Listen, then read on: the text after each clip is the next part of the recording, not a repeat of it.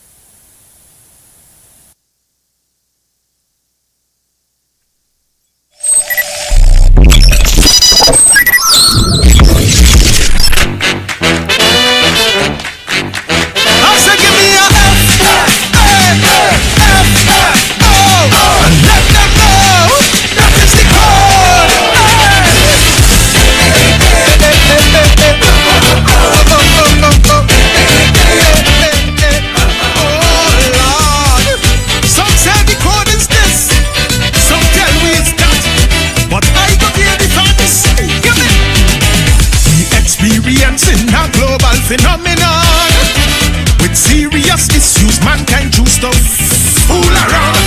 Then they go find out, facing real consequences, that when you play totish games, you win foolish prizes. The mighty US of A, look how them in disarray, because they forget the first dose of madness. So with the short-term memory, they welcome back Donald T to give that fascist a second term in office. But after they take the bait and they realize what's the fate, enough of them want to change their votes, but it is too late. You see the FA, FO, I see the FA, now they go FO. Plenty immigrants made their choice. Uncle Donald they supporting, but he put their support on ice and themselves he start deporting. FA, FO, I said the FA, now they go FO.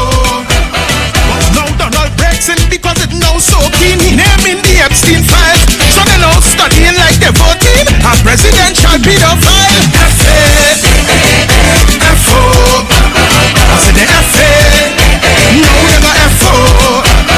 You see when you're ever wrong, there's no doubt. Even Uncle Sam will find out that what's how I bam bam start sweet in the mouth. When you shout F.A.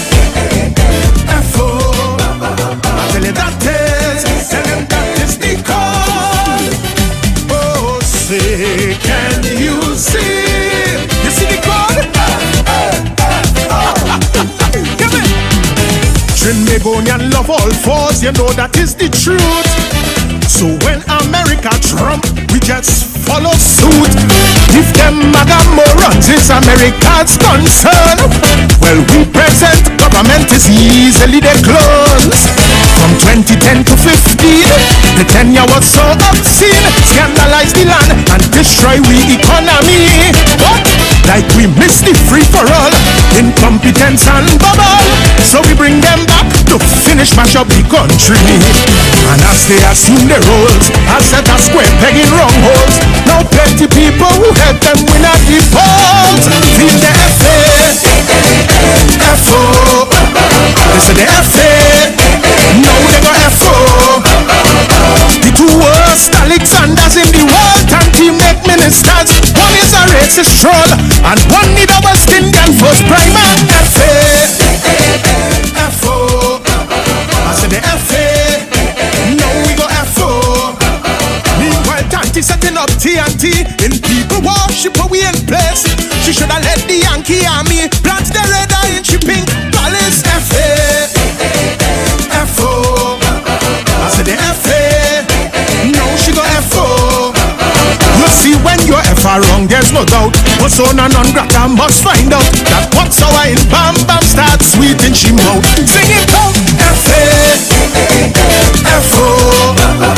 Tell you that is, tell them that is the code. Cause when cold yellow wins, corruption begins. Where's the real code?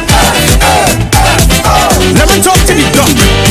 Duck, you had the mandate of most of the electorate, not to mention the support of your party base. Somehow you took that to mean you could manipulate and dictate the decision of who should take your place. And because you were the top dog, you move like an overlord. You find when you tell them jump, they should have asked how high. You set out to sway the vote, offer up a young scapegoat to just get a kobo sweat after you say bye-bye. You delay party convention, play with party constitution, and figure you could have gerrymander the outcome. But your F-A-F-O, your F-A, and then your F-O. You chain up the young man for truth to snap the election fingers fast. Although every poll warn you that would have be a shortcut. That's F-A-F-O. Your F-A, now all of we F-O. So for your voters who stayed away, you certainly have a part to play. But they feel like they get betrayed, like it has snake in the belly. Say F-A-F-O. I say your F-A, now all of we F-O. You see when you're F wrong without doubt, even strong leaders find out that what's our in Bam Bam starts sweet in the mouth. When you shout F-A-F-O, and that is, tell them that is the code. So let's do this, let's do this, red and ready to oppose. Give me a F, give me a A, another F, give me a O.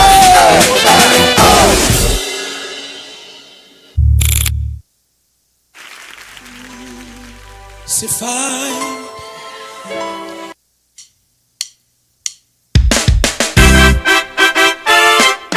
Hey, boy, yo, yo, yo.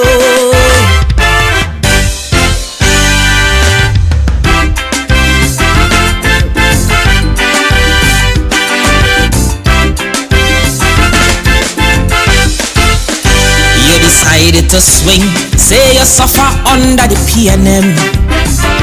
And in the driver's seat you want a new face. Let them have their honeymoon, we're not going to hurry them. We're willing to grant them a period of grace.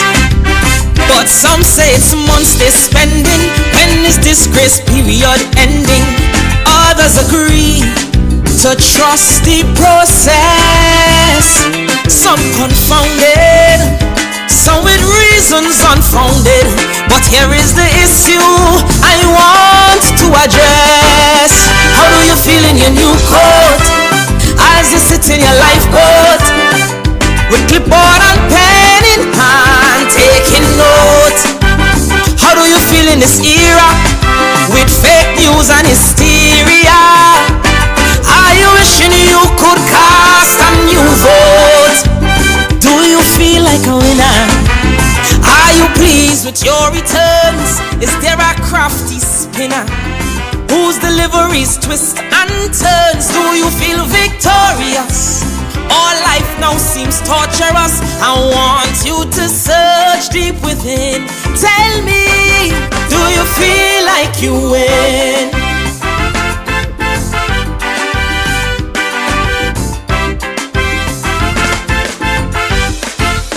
In Parliament we expect sharing of wisdom and grace. not ministers with big degrees in a small-minded fight. So shameful to see MPs ranting and pushing race, trading insults across the floor just to be right. Real issues they're not addressing, listening to them so depressing. We're left to wonder how some even qualify. Are we back in primary school, where the biggest bully acts a fool with literacy low, but arrogance real high? How do you feel in your new coat, as you sit in your lifeboat, with clipboard and pen in hand, taking notes? How do you feel in this era, with fake news and hysteria? Are you wishing you could cast a new vote? Do you feel like a winner? Are you living with deep regret? Do old memories linger? Is this what you thought you'd get? Do you feel victorious? All life now seems torturous. I want you to search deep within. Tell me, do you feel like you win?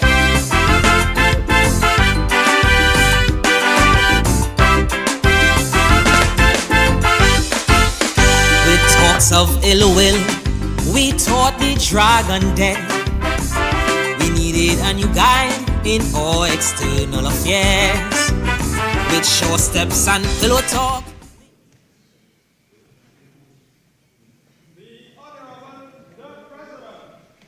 All right, so good evening, everyone. We're getting ready to go into the Senate, where they will be debating the special, this new legislation that the UNC wants to pose on people. So I take you now to the Senate, where it's about to begin. Thank you again for joining me on Constructive Talk. Let us pray.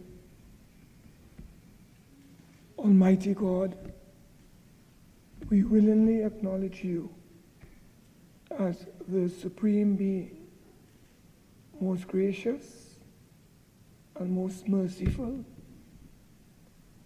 Look down, we beseech you, on us who are members of the Senate, and deign to assist us in the duties that we have to perform on behalf of our beloved country of Trinidad and Tobago.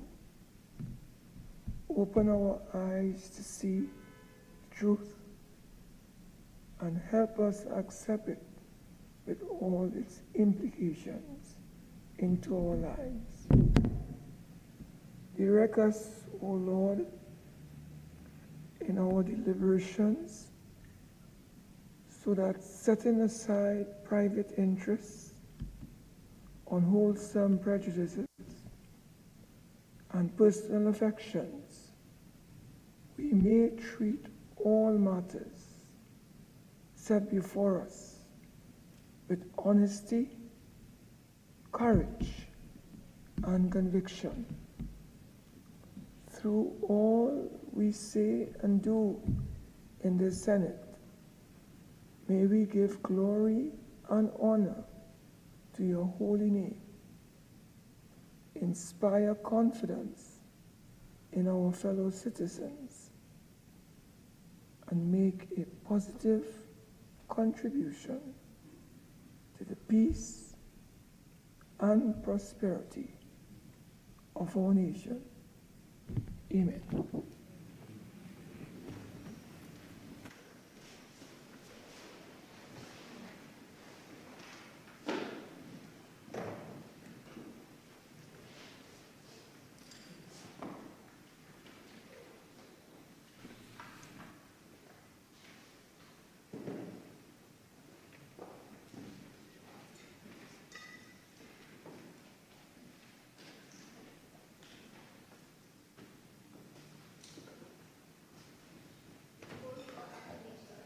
Announcements by the President.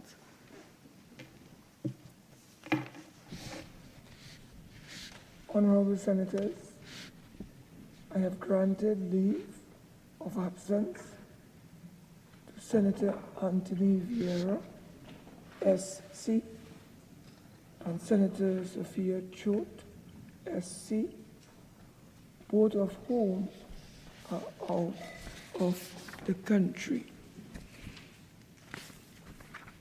Honorable Senators, I have received the following correspondence from Her Excellency, the President, Christine Kala Kangulu, ORTT.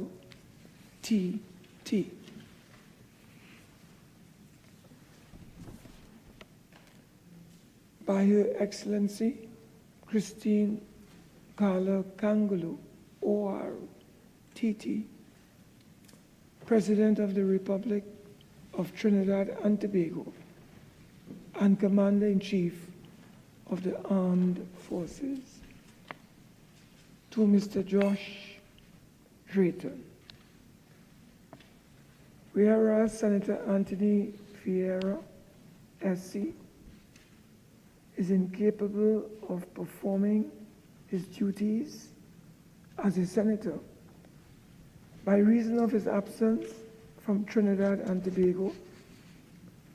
Now, therefore, I, Christine Kala Kangulu, President as aforesaid, in exercise of the power vested in me by Section 44(1)(a) and Section 44(4)(c) of the Constitution of the Republic of Trinidad and Tobago, do hereby appoint you, Josh Drayton, to be a member of the Senate temporarily with effect from 20th of January 2026 and continuing during the absence of Senator Anthony Vieira, SC, from Trinidad and Tobago, given under my hand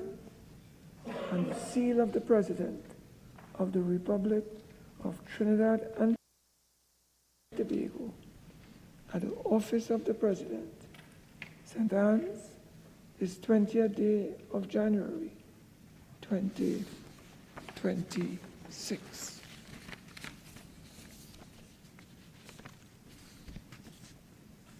To Ms. Zola Phillips. Whereas Senator Sophia Choate, SC, is incapable of performing her duties as a senator by reason of her absence from Trinidad and Tobago. Now, therefore, I, Christine Kala Kangulu, President as aforesaid, in exercise of the power vested in me by Section 44(1)(a) and Section 44(4)(c) of the Constitution of the Republic of Trinidad and Tobago, do hereby appoint you, Zola Phillips, to be a member of the Senate temporarily with effect from 20th of January 2026 and continuing during the absence of Senator Sophia Choate, SC, from Trinidad and Tobago, given under my hand and seal of the President of the Republic of Trinidad and Tobago at the office of the President, St. Anne's, this 20th day of January 2026. Honorable Senators, Senators are required to take the oath. Could we all stand?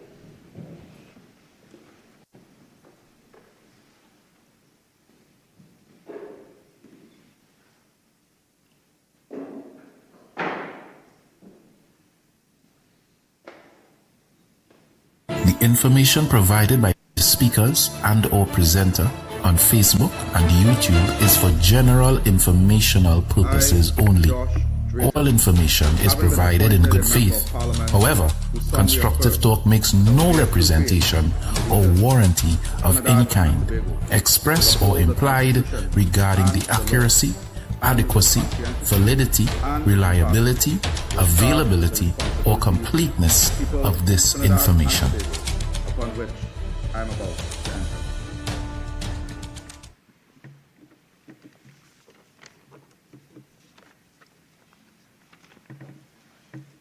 The information provided by the speaker.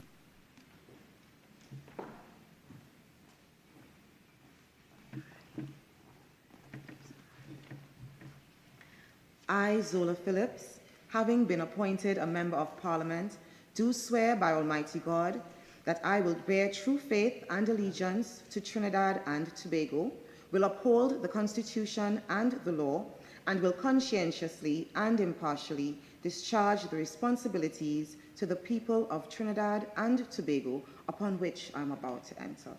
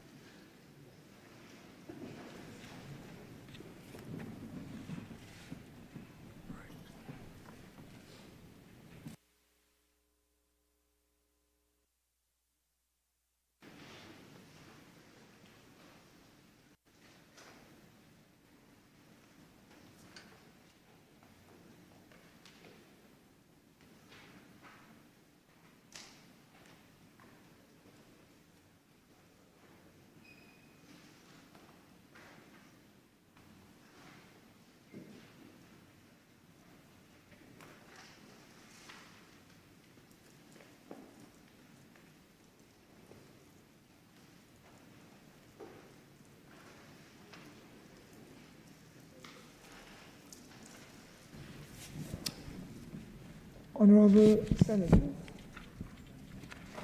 former Senator Mr. Deodat Oja Maharaj passed away on January 5th, 2026. I now invite members to offer tribute. Senator Darrell Allah.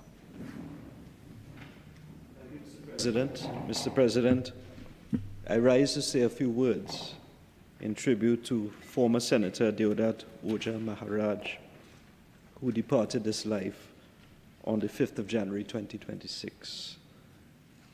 Mr. Oja Maharaj was born in Las Lomas No. 2 on the 20th of April, 1947. He was born into a political family. His father was a Caroni County councillor in the 1950s and 1960s, while his brother Bisundat Ojamaraj was a former senator. His sister-in-law Indra Sinanan Ojamaraj served as a member of parliament. So he was immersed in this environment at an early age in the politics. And because of that, he developed a very strong sense of civic responsibility. Formally entering politics in 1970. He attended Las Lomas Primary School, St. Charles High School, Tunapuna, and later went to Osmond High School, San Juan. He was a graduate of the Morsica Teachers Training College, and he later obtained a diploma in public relations, marketing, and advertising. But before entering that teaching profession, he worked for 2 years in the Civil Aviation Division at Piarco International Airport. And what is interesting, Mr. President, is that even during his tenure as a teacher in primary and secondary schools, he was known to have provided mentorship and guidance to his students. He taught at Freeport and Riverside Hindu primary schools, and he taught Spanish at the junior secondary school level. He was actively involved in youth development, Mr. President, and he was a founding member of the youth arm of the Sanatana Dharma Mahasabha. That is not all. He co-founded the Georgian Youth Assembly in El Socorro, San Juan, and his commitment, Mr. President, to youth development gained national recognition, leading to an invitation, by the former Prime Minister, Dr. Eric Williams, to serve on our country's first cabinet-appointed National Task Force on Youth. And that task force produced several recommendations, many of which were implemented to strengthen programs and services for young people in the period following the 1970 social revolution. Mr. Ojamaraj was also a member of the Junior Chambers Youth Arm of the Trinidad and Tobago Chamber of Industry and Commerce. I think it was called the Junior JCs. Those of us of that vintage would remember it from our secondary school days. He had a commitment to public service, and that started in the 1960s. And of course, that profound interest in youth development and social activism. He was a child of the 70s, which later guided his entry into national and political life as a member of the PNM in 1971. And, Mr. President, in his later years, Mr. Ojamaraj remained politically active, providing mentorship and guidance to those who came to him for advice. Now, in the Parliament in 1989, he began his career as a temporary senator, as so many of us do. He served as a government senator in the 4th Republican Parliament, that's 1992 to 1995, and played an active role in shaping government policy through participation in key debates. And I think it's important to put on record for posterity, whenever we rise here on occasions like this, some of the words on the Hansard of those who sit in this chamber, regardless of the side that they sit on, and help build and develop this nation. And in 1992, Mr. Ojamaraj made a contribution to the budget debate and the appropriation bill. And he reaffirmed his commitment to inclusive national development. And this is what he says, which I think is worth stating for posterity. I quote, "There can be no rest until poverty is completely eliminated, until all are housed, all clothed and fed, all educated, all find meaningful employment, and feel a sense of security and belonging to the family of Trinidad and Tobago, unquote. And I feel that all of us here in this chamber would endorse those words, regardless of where we sit. Mr. President, Mr. Oja Maraj's parliamentary contributions address critical national issues such as foreign debt. He also spoke on he sponsored a number of private bills for incorporation, such as the Rotary Club of St. Augustine and Swaha. So he was involved in the NGOs as well in bringing bills before Parliament for their incorporation. And he presented the first special report of the Committee of Privileges from 1992, from the 1992-1993 session, and also engaged in the regulation of alcohol and tobacco advertisements, even back then, when those sorts of regulations were relatively new. Mr. President, Mr. Oja Maraj was married to Leela Oja Maraj and a father of 3 daughters, Ardita, Nishta, and Kavita, who is deceased, and 1 son, Rajiv. And the government of Trinidad and Tobago extends its sincere condolences to his wife and family, and we acknowledge his contribution to our national life. Mr. President, may he rest in peace. Senator Foster Cummings. On behalf of the PNM bench, I wish to join with the people of Trinidad and Tobago in mourning the passing of former Senator Deodat Oja Maraj, a distinguished member of the People's National Movement and a public servant whose life was defined by unwavering commitment to national and party service. Born into a politically astute family from Las Lomas No. 2, where he lived all of his life, Deodat Oja Maraj was immersed in public life from an early age. His father served as a former Caroni County Councillor in the 1950s, while his family tradition of service also included his brother, former Senator Bisundat Oja Maraj, and his sister-in-law, former Member of Parliament, Ms. Indra Sinan Oja Maraj. It was in 1970 that he embraced politics as a natural progression through which he could contribute meaningfully to national development. Over more than 40 years of public service, Deodat Oja Maraj rendered outstanding service to both party and country.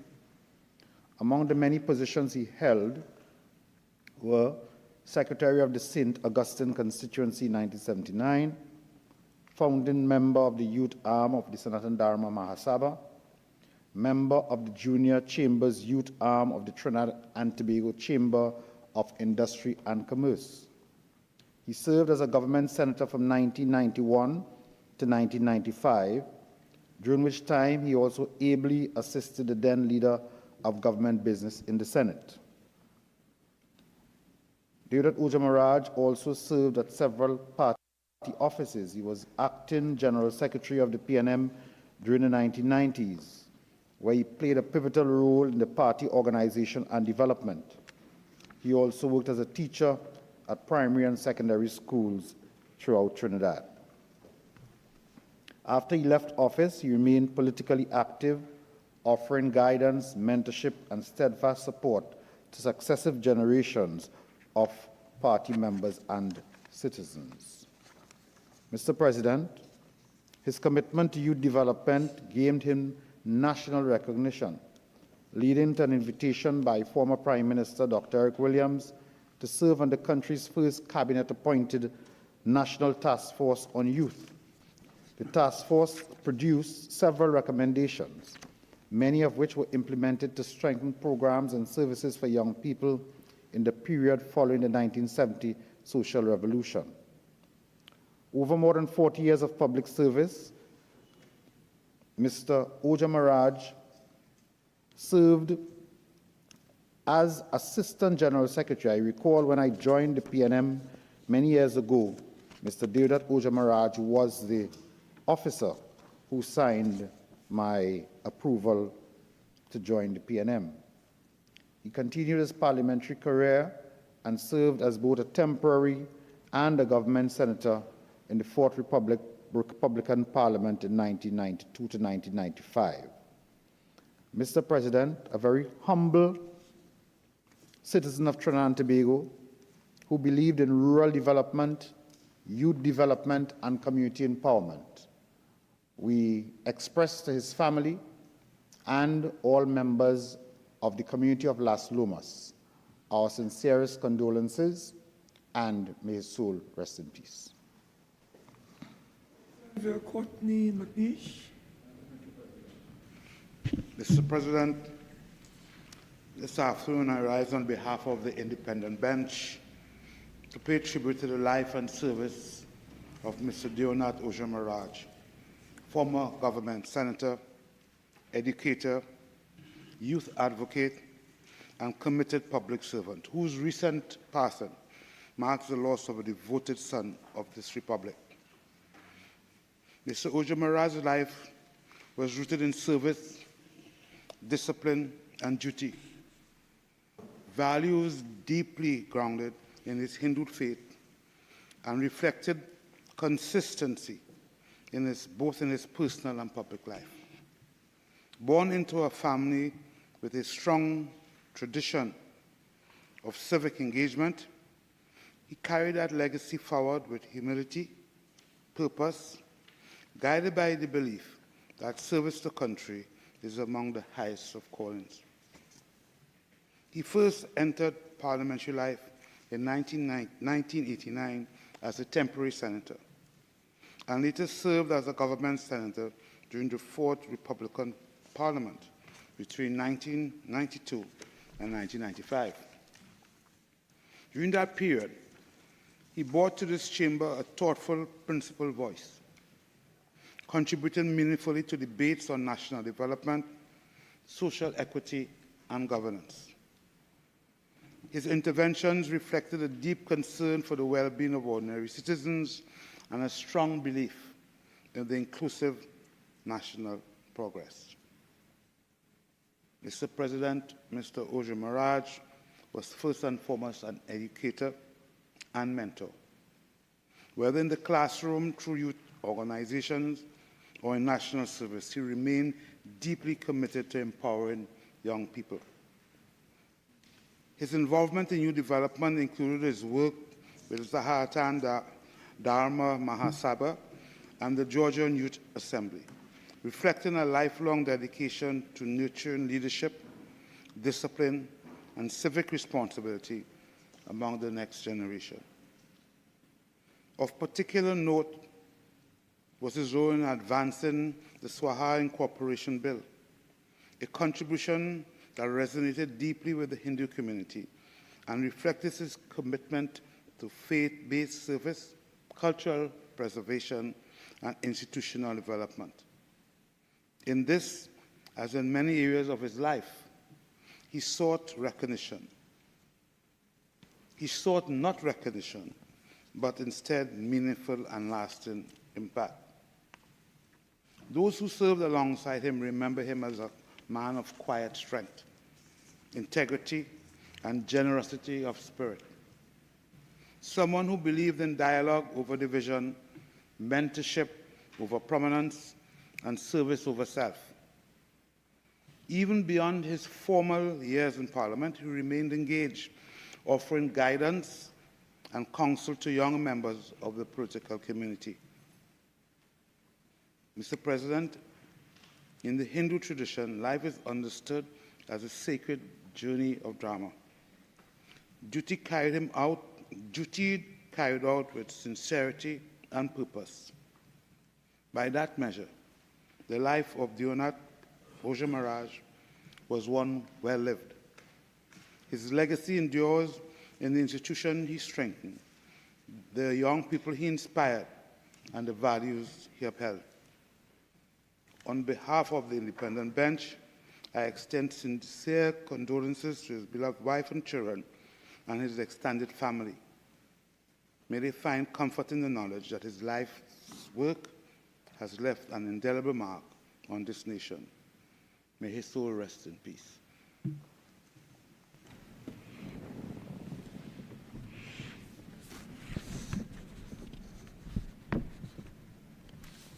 Honorable Senators,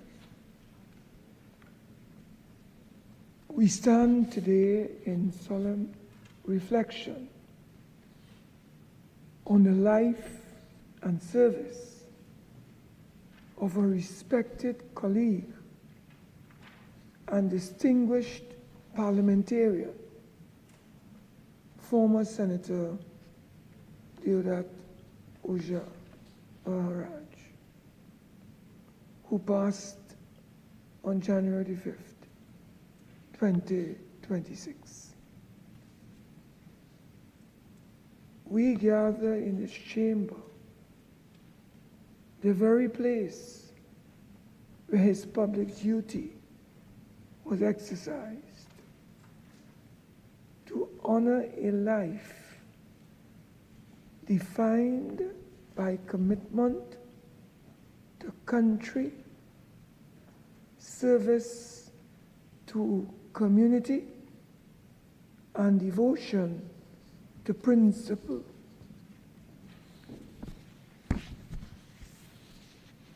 Mr. Oja Maharaj's parliamentary journey commenced in 1989 when he was appointed a temporary senator and continued during his permanent appointment to the Senate in the 4th Republican Parliament. In the 4th Republican Parliament from 1991 to 1995.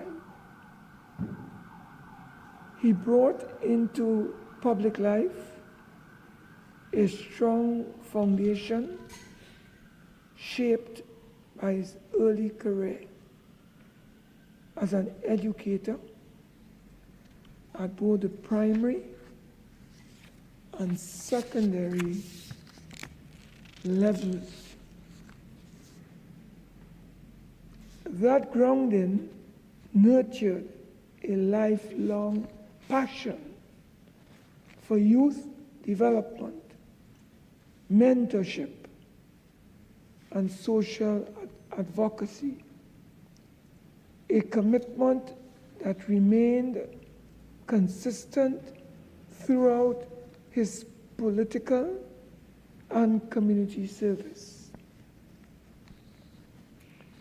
Beyond the classroom and the chamber, Mr. Oja Maharaj was deeply engaged in youth empowerment and civic development. He was a founding member of the youth arm of the Sanatan Dharma Mahasabha, co-founder of the Georgian Youth Assembly in El Socorro, San Juan, and an active participant in youth leadership initiatives connected to the business community. His service on the nation's first cabinet-appointed National Task Force on Youth following the social revolution of the 1970s reflected a forward-looking vision rooted in national renewal and social stability. As a devout Hindu, his faith guided both his public conduct and private discipline. His role in piloting the Swaha Incorporation Bill stands as a meaningful contribution to the preservation of religious and cultural institutions in our society. His philosophy of service emphasized social responsibility, equity, and the elimination of poverty.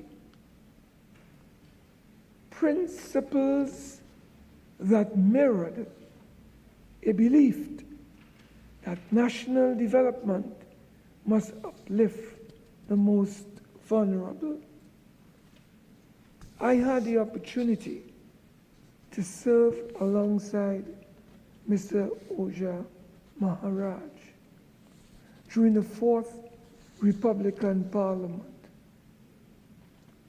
Though we may not have shared the same political perspectives, I recall him as measured, respectful, and deeply attentive to the issues affecting young people and community development.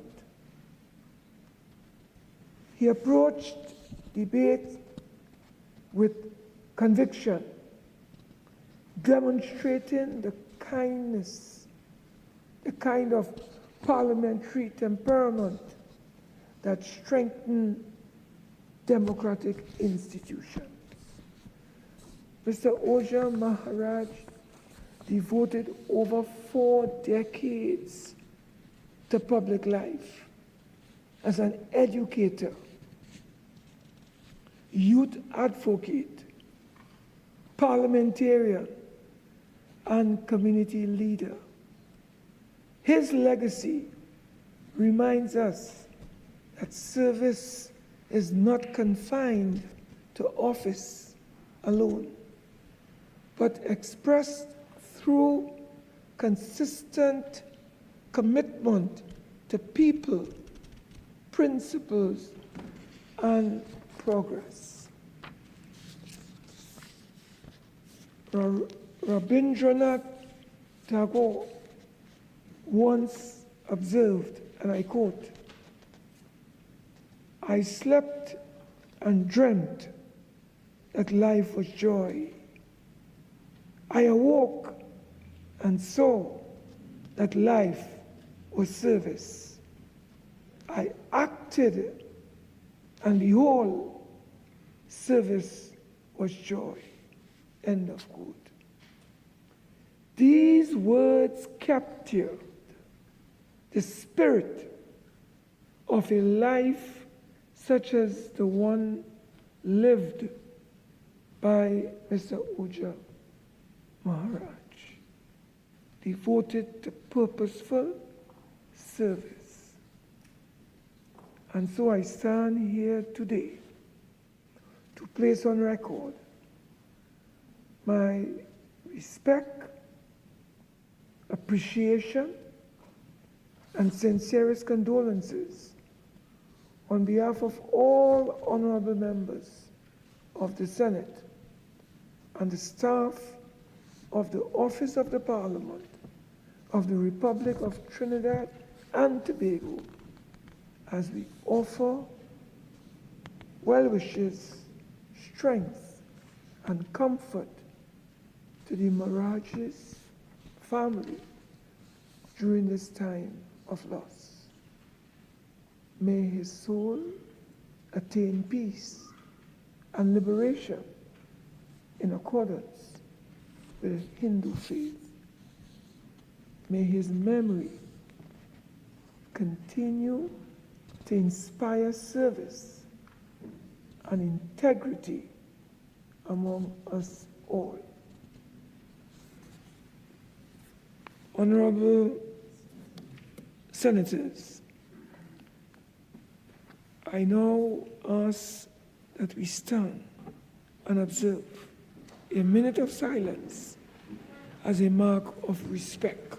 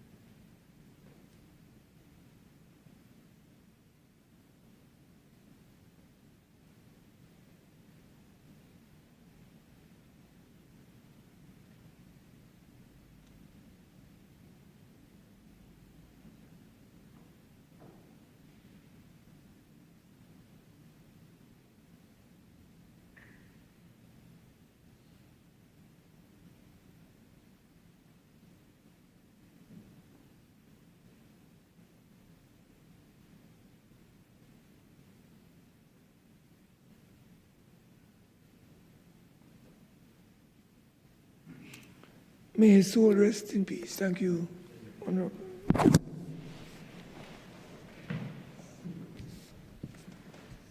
Honorable Senators, the clerk will convey to the family of Mr. Deodat Oja Maharaj the sentiments expressed today.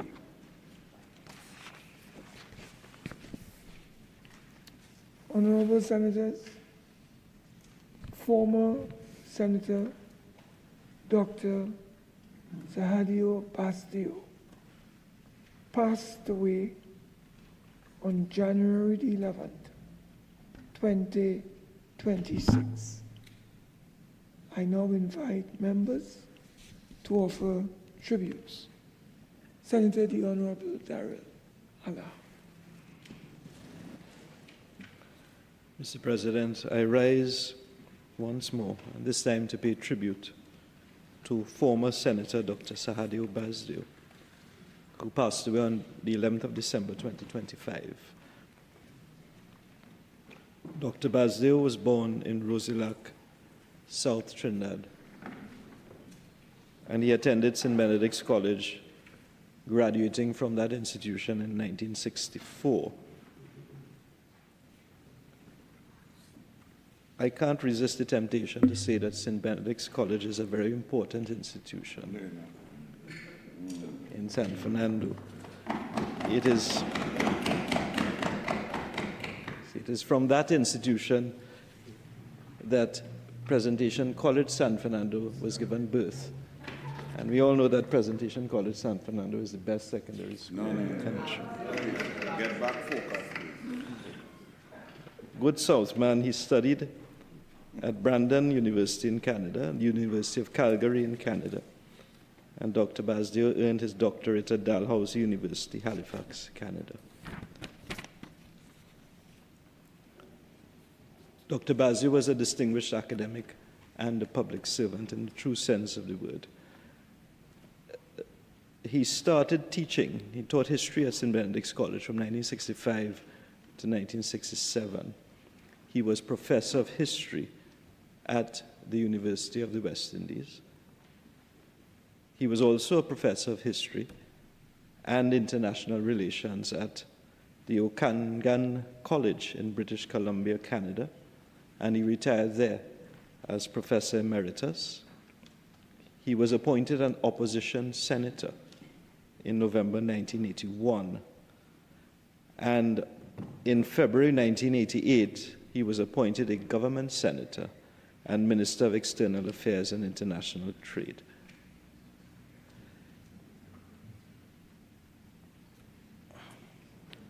He has been described widely as intellectually sound, articulate, compassionate, and humble.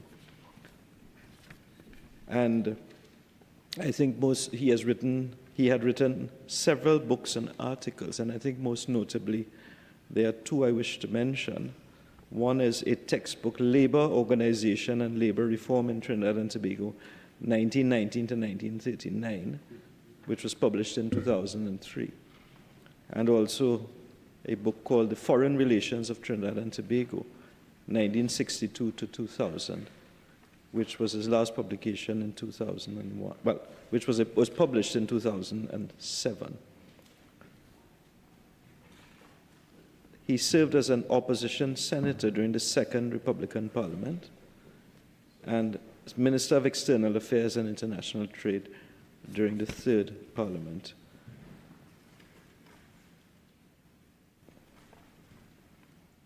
He was described by one of his students as, I quote, a soft-spoken individual with a passion for healing relationships and uniting people rather than creating divisions. He sought the middle ground where compromise was the goal. And if I may share I think it's the only interaction I ever had with him, was in 1989 when I was a student at UE. And it was my first protest outside the Red House, where we all marched. I see Santa Louis is laughing. I don't know if you were in the march too. We all marched around the Red House, about 150 of us. Sadly, that number decreased at some point when the sun got too hot and we had to go for refreshments. But we were there for most of the day protesting the imposition of the cess. The NAR government had put a cess on education. Those of us remember the cess. And we didn't want to pay. We used to pay $275 academic year, and we now were required to pay $3,100. And we all protested. And we marched around the Red House. But I remember Dr. Basio was one of two who came outside. Very gentle, very humble. I respected him for coming outside and speaking to a group of rabble-rousing students. I can't remember what he said, but I do remember it. He never promised us that he would not remove the cess, and he didn't. But he promised that he would take our concerns back to the then Prime Minister. And I remember his very calm demeanor and his bravery in confronting quite a lot of students right out there on Abercrombie Street.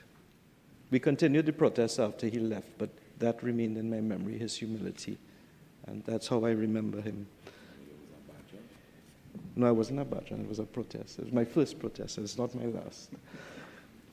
Mr. Basdio was married, Dr. Basdio is married to Beverly Shirlene Basdio, now deceased.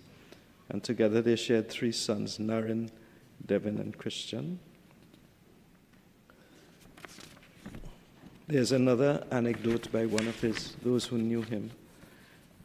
And this is from one of his students. He was an engaging professor and mentor, and he had incredible adventures and experiences that he shared through his stories and his teaching.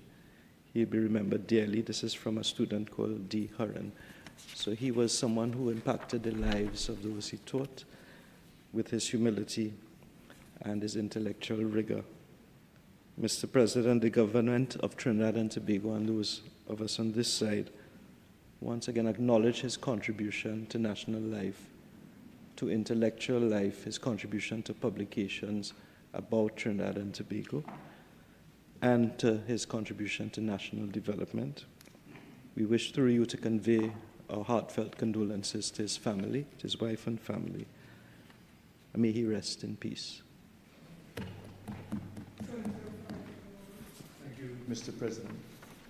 Thank you, Mr. President. I rise to pay tribute on behalf of the opposition bench to the now late Dr. Sahadev Bastio. Unfortunately, I have no actual connection and didn't have the privilege of meeting him as he served our country. I do recall with a fond memory the marches and protests of students back in the day. But what strikes me in Senator Bastio's profile, kindly provided by the Parliament, was that he certainly was a servant of the people. He served in government. He served in the NAR government in particular in 1988 onward. And he served at a very difficult time. That was a government that he held the reins of external affairs, that is the Ministry of Foreign Affairs, but it was a little bit more than that as described. And it would have been under his stewardship that Trinidad and Tobago had to engage the very difficult throes of the IMF, the very difficult throes of austerity, the very difficult throes of structural reform. That was perhaps, if one were to reflect upon a task given to an individual in government, that was no small task. You know, finding out that we've lost a servant of the people as we have, and not knowing that servant of the people by name, by recollection, tells us how quickly it is service can be forgotten. Today, as a member of a parliament that he once sat in, a Senate that he sat in, it therefore is incumbent upon us to revive his memory, to share with the people of Trinidad and Tobago, from my perspective, the little that I know, but from which the annals of history can at least tell, his parliamentary contributions, his dedication. I took the chance in trying to dig a little bit more to figure out a little bit more of this man, Dr. Sahadev Bastio. And at his obituary, the event having been held just 2 days ago, there were these reflections coming from students, etc. His wife predeceased him in 2012. She was Canadian in origin, and it was after he left public service, after he had done his tour of duty as a lecturer, etc., he returned to Canada, and clearly it is there that he found his home. We know that he is survived by his son Naren, daughter-in-law Louise, his son Devin, daughter-in-law Vindira, son Kristen, and daughter-in-law Sherry, and that they had in that family 5 grandchildren: William, Sanjay, Priya, Shreya, and Amili. Again, to those young children who I would never have the privilege of meeting that I can foresee, we wish to say that we salute your grandfather for his years of service to the people of Trinidad and Tobago, for his service in times of extreme difficulty that our country passed through. As we do know, in 1990, he would have been witness to the events of an attempted coup. He may very well have been part and parcel of how our democracy survived that time. But to someone who has served in public life, to someone who has now departed this life having served in public life, I say thank you, dear sir, for your service to country. We on this bench say thank you, dear sir, to your service to this country. To his surviving children and grandchildren, we say thank you for sharing your father with us, particularly in difficult times, and your grandfather, and may his eternal soul rest in peace. Amen. To Francis Lewis. Thank you, Mr. President. It is with a deep sense of respect and solemn duty that I rise today on behalf of the independent bench to pay tribute to our departed colleague, Senator Dr. Sahadio Basdeo. An honorable man, a thoughtful legislator, and a servant of the Republic of Trinidad and Tobago. His academic career was expounded on by others. He served after achieving his degrees as a lecturer in history at the University of the West Indies, and later in life a professor of history in international relations at the Okanagan College in British Columbia, Canada. And it is the esteem with which he was held that on retirement he was named a professor emeritus. In terms of his service to Trinidad and Tobago, he entered the Senate in November of 1981 and served in the role of in the second Republican Parliament. It's interesting to note that the leader of the opposition in November 1981 was the Honorable Mr. Basdeo, later Prime Minister Basdeo Pandy, member for Couva North. And the leader of the opposition bench at the time was none other than Mr. Lloyd Best. And so it almost echoes through the history of our republic. He was appointed a government senator and Minister of External Affairs and International Trade in February of 1988 and served in that role to 1991 in the third Republican Parliament. His Prime Minister at that time was ANR Prime Minister Arthur Napoleon Raymond Robinson, and the government was the National Alliance for Reconstruction. He was a key figure in shaping the nation's foreign policy during the Cold War transition. And some may remember not just the difficulties that we faced as a country in the 80s, to which I am very grateful that my colleague alluded, but it was a time of VUCA, an acronym for volatile, uncertain, ambiguous, and complex. And as our country's representative in that kind of environment, having to steer a way forward. He was a key figure in shaping our country's foreign policy during that period, and he was responsible for shaping, presenting, explaining his government's international and trade policies. From the record, it would appear that his impact was characterized by his intellectual approach to governance, rather than, I suppose, what is more frequent, a more popular style from some of his contemporaries. And what was notable was that his contributions were rooted in historical context and international law. He was a labor historian. He brought that thinking and that discipline to his contributions. He is a very well-regarded son of the soil and of Rusilak. He was very proud of his ancestry and his connection to the broader, wider Indian civilization, and he was very much a Trinidadian with an amazing capacity for adaptability and very much at home, not just in his home country of birth, but across the region. He was well-traveled. He understood the world, and he engaged with it. As a labor historian, he engaged and was very aware of the struggles of working people in the Caribbean and the nexus with the anti-colonial struggle and the struggle for independence in the region. In fact, as a youth, he became involved in the politics of the youth arm of the then Democratic Labour Party. On his return to Trinidad and Tobago as a university lecturer, later he became involved in the labor movement. And it was almost inevitable, according to one friend, that he became involved in politics, and he was able, energetic, and could not help but be involved. I want to dwell for a moment on what my earlier colleague said. We live in difficult times. Our colleague, Sahadio Basdeo, lived through the very difficult times of the 1980s in this country. And in serving both on the opposition bench and then later in the government as a senator, he had to deal with or be part of a team that dealt with all those things that could easily drive a society apart and to somehow find a way to pull it all together. In chatting with one of his colleagues, I asked that person who also served in political life and public life how he would summarize and sum up the contribution. And this is the expression that I received.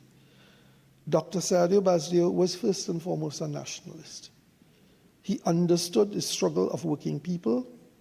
He also understood that working together for progress was part of what our mission and his life's mission was about, and he understood the need for inclusivity. As a nationalist, he was very much a regionalist.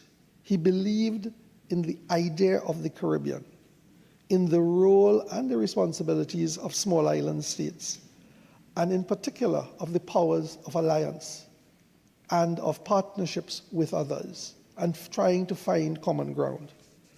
And he was an internationalist. Having traveled widely, having seen the world, he came to understand that to rule best is to rule on the basis of order and a rules-based order, and to contain the desires, some may say avarice, of great powers, you need international institutions. And he was very much part of the shaping of that.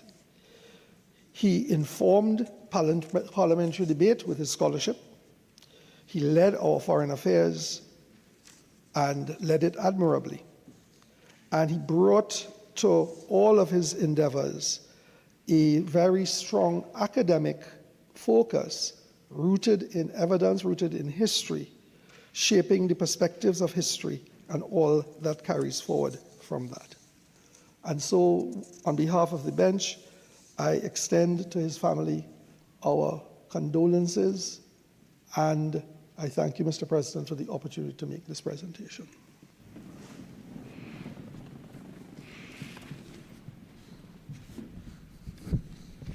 Thank you. Honorable Senators, I rise today with a profound sense of respect to pay tribute to the life and legacy of Dr. Sahadio Basdeo. a distinguished scholar, public servant, and son of our nation, who passed on January the 11th, 2026. While the official funeral rites for the late Dr. Sahadio Basdio were observed last Sunday, January the 18th, this Parliament rightly deems it both appropriate and necessary to honor, acknowledge, and place on record our solemn appreciation for the outstanding service and enduring contributions of the late Dr. Basdio to Trinidad and Tobago. Born from humble beginnings in Rosilac, Trinidad and Tobago, Dr. Basdio assumed significant responsibilities early in life that shaped his character with discipline, resilience, and purpose. Those formative years instilled in him a determination to rise beyond circumstances or circumstance through scholarship, perseverance, and an unwavering sense of purpose. Dr. Basdio's intellectual journey led him to earn academic degrees from several universities, Brandon University, the University of Calgary, and Dalhousie University, laying the foundation for a career distinguished by intellectual curiosity, scholarly excellence, and global perspective. Embodying the essence of a true academic in both spirit and practice, he was guided by a lifelong pursuit of knowledge and reflected the outlook of a global citizen. His academic journey evolved from student to professor as he lectured and mentored at the University of the West Indies and at several other universities across Europe and the wider America. He concluded his distinguished career as a professor emeritus at the University of British Columbia.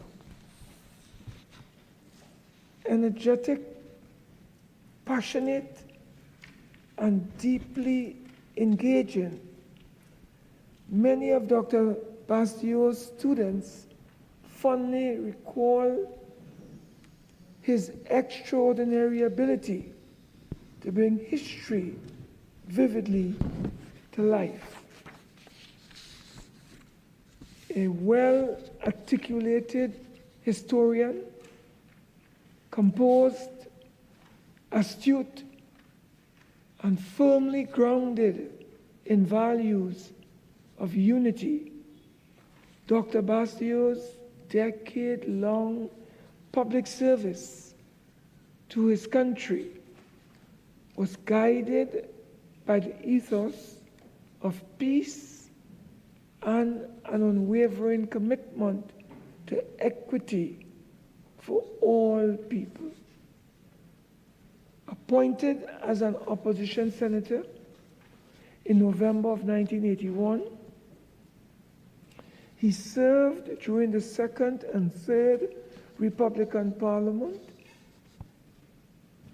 having a keen understanding of the strengths of the nation and an appreciation for the role of our cultural values and the interrelationship between the experiences of the country and its contribution to national identity. Dr. Basdio stood as an architect of foreign policy and international relations. He was appointed as government senator and minister of external affairs and international trade in 1988, in which he served for 4 years. His work reflected that of deep engagement with Caribbean history, labor, and international relations. In addition to his political contribution, he authored and co-authored several books and made several publications on various or a variety of subjects. Through his contributions, we were able to experience a person of great humility, and his measurement as it deals with his character was located properly, historically speaking. Although I did not serve directly alongside Dr. Basdio in the chamber, I came to respect his reputation as a measured thinker and principled public servant whose scholarship elevated national discourse. His life demonstrates how intellect, character, and service can harmoniously advance the public good. Dr. Bastio's legacy is one of steadfast commitment to learning, growth, and service. His life reminds us of the profound impact one individual can have through dedication in knowledge and service to country. It is therefore with deep respect that I stand here today to place on record my respect and sincerest condolences on behalf of all honorable members of the Senate and the staff of the Office of the Parliament of the Republic of Trinidad and Tobago, and as we offer well wishes, strength, and comfort during this time of loss to his family, colleagues, former students, and all who were touched by his remarkable life. May his memory be a blessing and inspiration.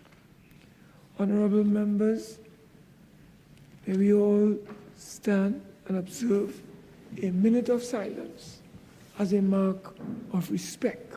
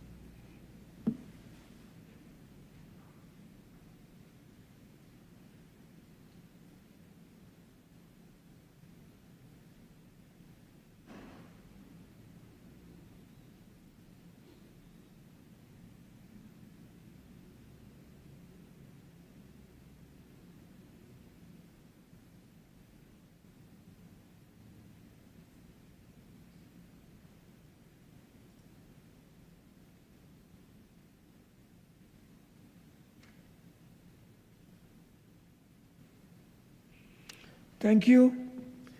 Honorable Senators, the clerk will convey to the family of Dr. Sahadio Bastio the sentiments expressed today.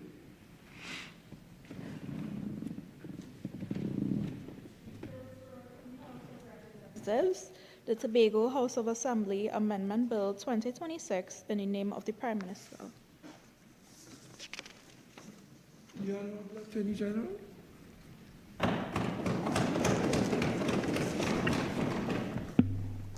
Mr. President, in accordance with Standing Order 621B, I beg to move that the next stage of the Tobago House of Assembly Amendment Bill 2026 be taken later in the proceedings.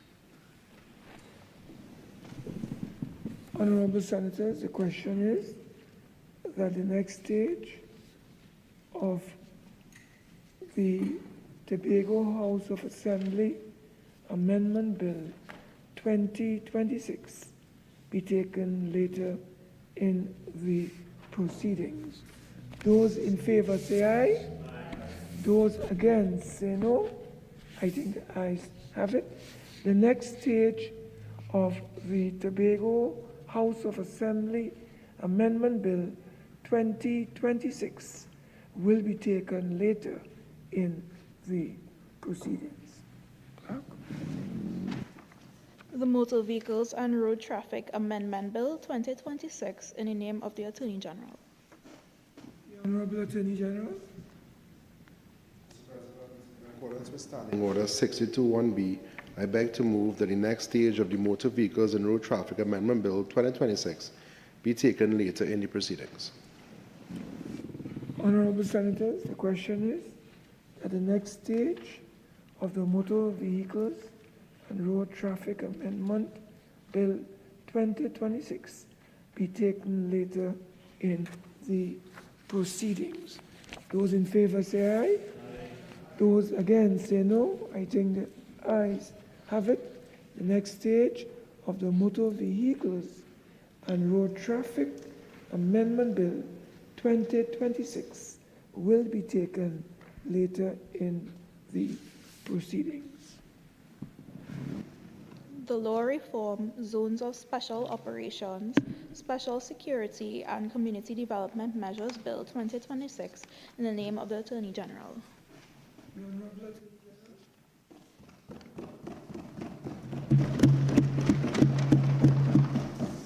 Mr. President, in accordance with Standing Order 621B, I beg to move that the next stage of the Law Reform, Zones of Special Operations, Special Security and Community Development Measures Bill 2026 be taken later in the proceedings. The question is that the next stage of the Law Reform, Zones of Special Operations, Special Security and Community Development Measures Bill 2026 be taken later in the proceedings. Those in favor say aye. Those against say no. I think the ayes have it. The next stage of the Law Reform, Zones of Special Operations, Special Security and Community Development Measures Bill 2026 will be taken later in the proceedings. Papers. The Honorable Minister of Transport and Civil Aviation.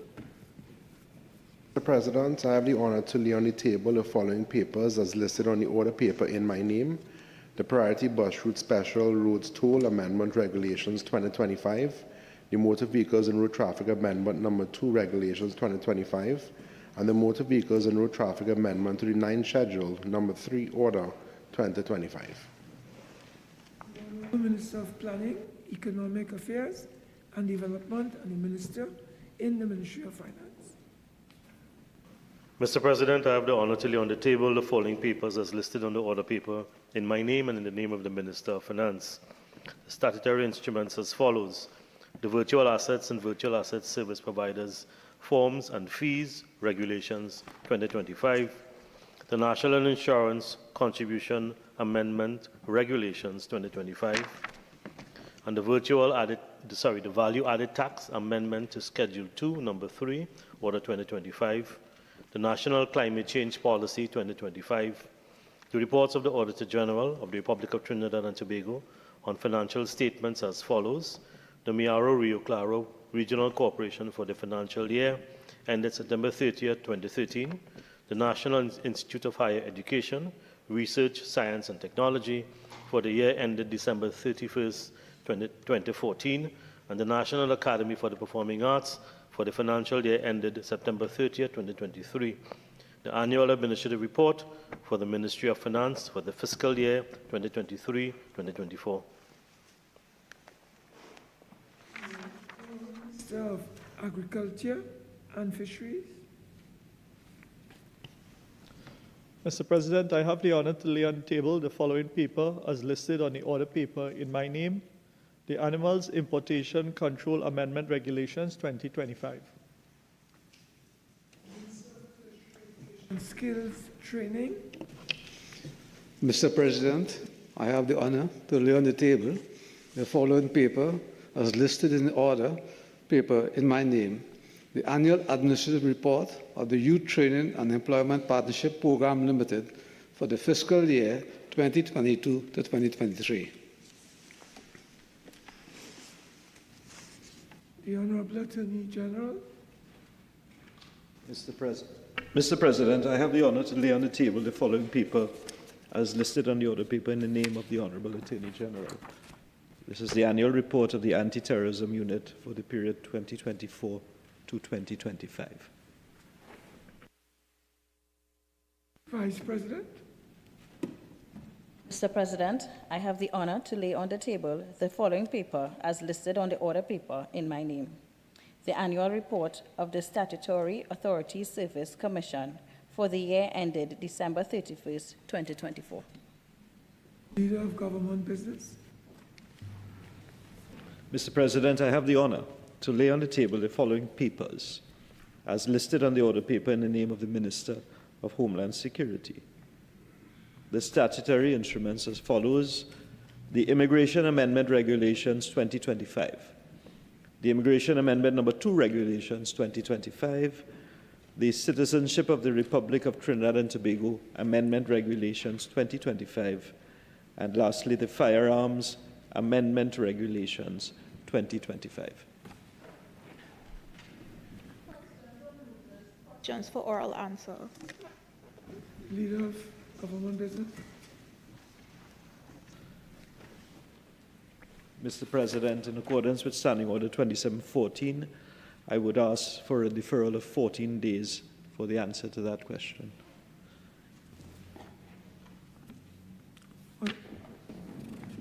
Honorable members, the question is that a deferral of 14 days or 2 weeks is being requested, and that is permitted under the standing orders. So leave has been granted. Yes. Thank you, Mr. President. Drawing to the attention of the Leader of Government Business, as he's repeated the pattern of this deferral request, that there's also a question for written response on the order paper. He might wish to give an indication with respect to same. What is the position? Of course, I thank the learned Senator for reminding us with respect to the written question. Similarly, in accordance with Standing Order 2714, we would ask similarly for a deferral of 14 days.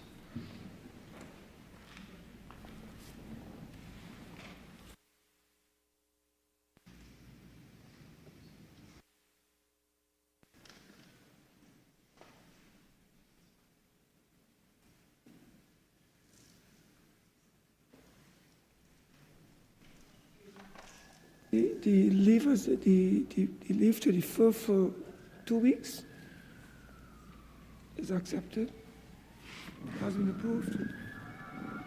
Public Business, Government Business, Bill second reading. Minister of Civil Aviation and Transportation.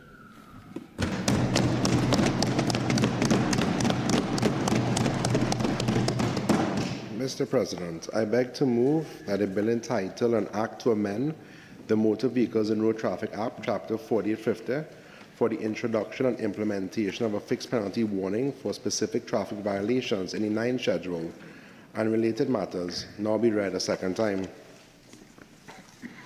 Mr. President, this bill was drafted under the visionary leadership of the Honorable Mrs. Kamala Prasad Basessa, SC, Prime Minister of the Republic of Trinidad and Tobago, and reflects strong and responsive leadership through close attention to the concerns of motorists nationwide and decisive action to implement solutions which are now presented to the Honourable House in the form of this bill. I would also like to acknowledge the Honourable Attorney General and the technical staff of the Office of the Attorney General and the Ministry of Transport and Civil Aviation for their work in preparing the Motor Vehicles and Road Traffic Amendment Bill 2026, now before the Honourable House. Mr. President, due to the technical nature of the bill, please permit me to refer to my notes.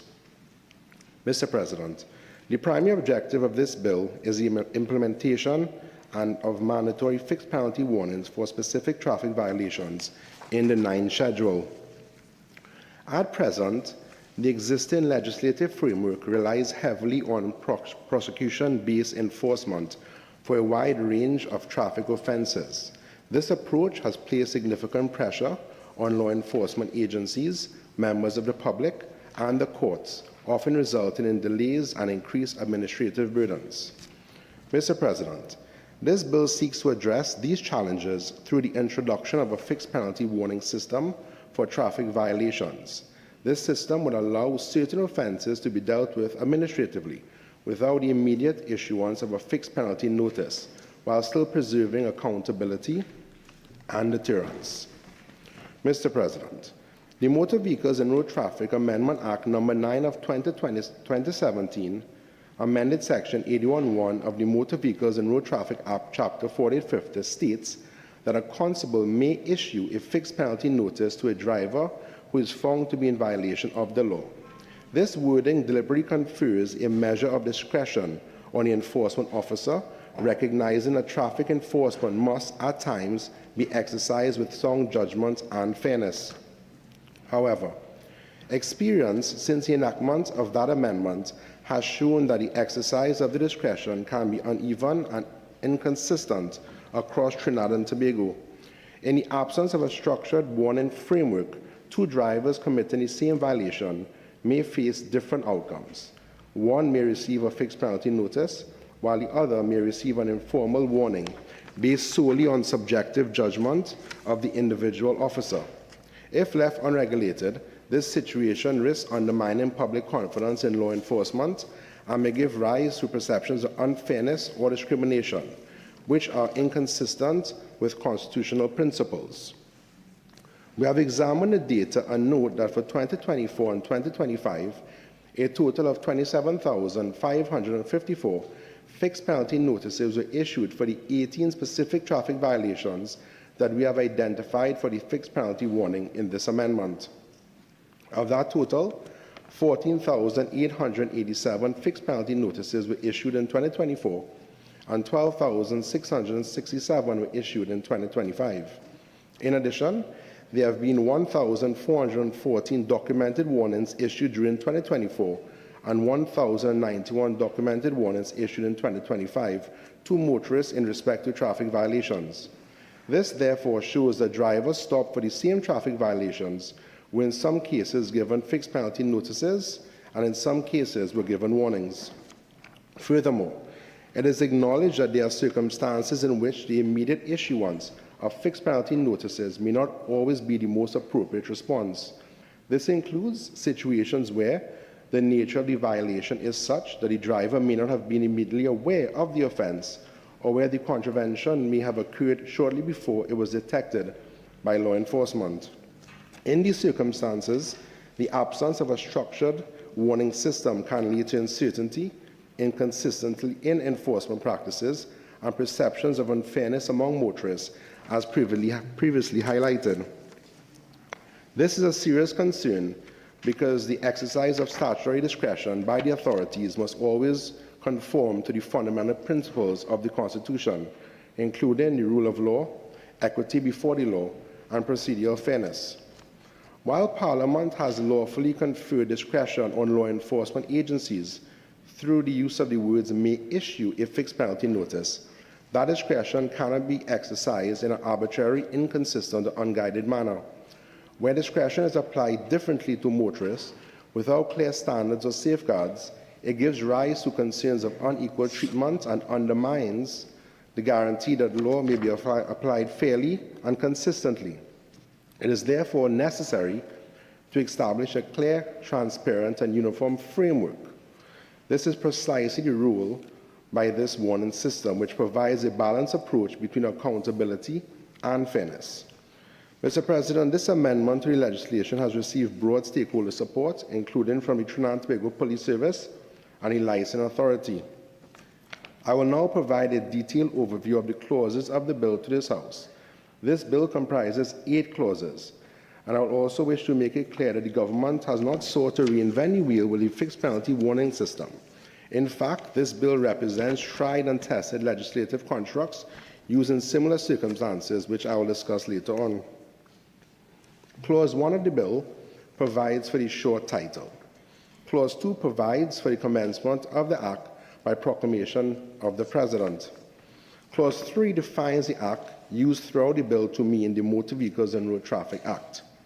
Clause 4 of the bill amends Section 20 of the Act by inserting the words or the 9th schedule to make it clear that any breach of the condition which is listed in the 9th schedule constitutes a traffic violation. Clause 5 of the bill inserts definitions for business day and fixed penalty warning into Part 6 of the Act. A business day is defined as any day other than a Saturday, Sunday, or public holiday, carnival, Monday, or Tuesday. A fixed penalty warning means a warning issued under Section 80A of the Act and includes a duplicate of such warning. Clause 6 of the bill inserts new sections 80A and B into the Act. The new Section 80A details the procedure and processes which follow after a constable issues a fixed penalty warning for a traffic violation specified in the first column of the 11th schedule. It contains 9 subsections. Subsection 1 provides for a constable to issue a fixed penalty warning to a driver where he has reason to believe that a traffic violation is being or has been committed. Subsection 2 allows a constable to affix a fixed penalty warning for a traffic violation specified in the 11th schedule to any part of a vehicle where the fixed penalty warning may easily be seen.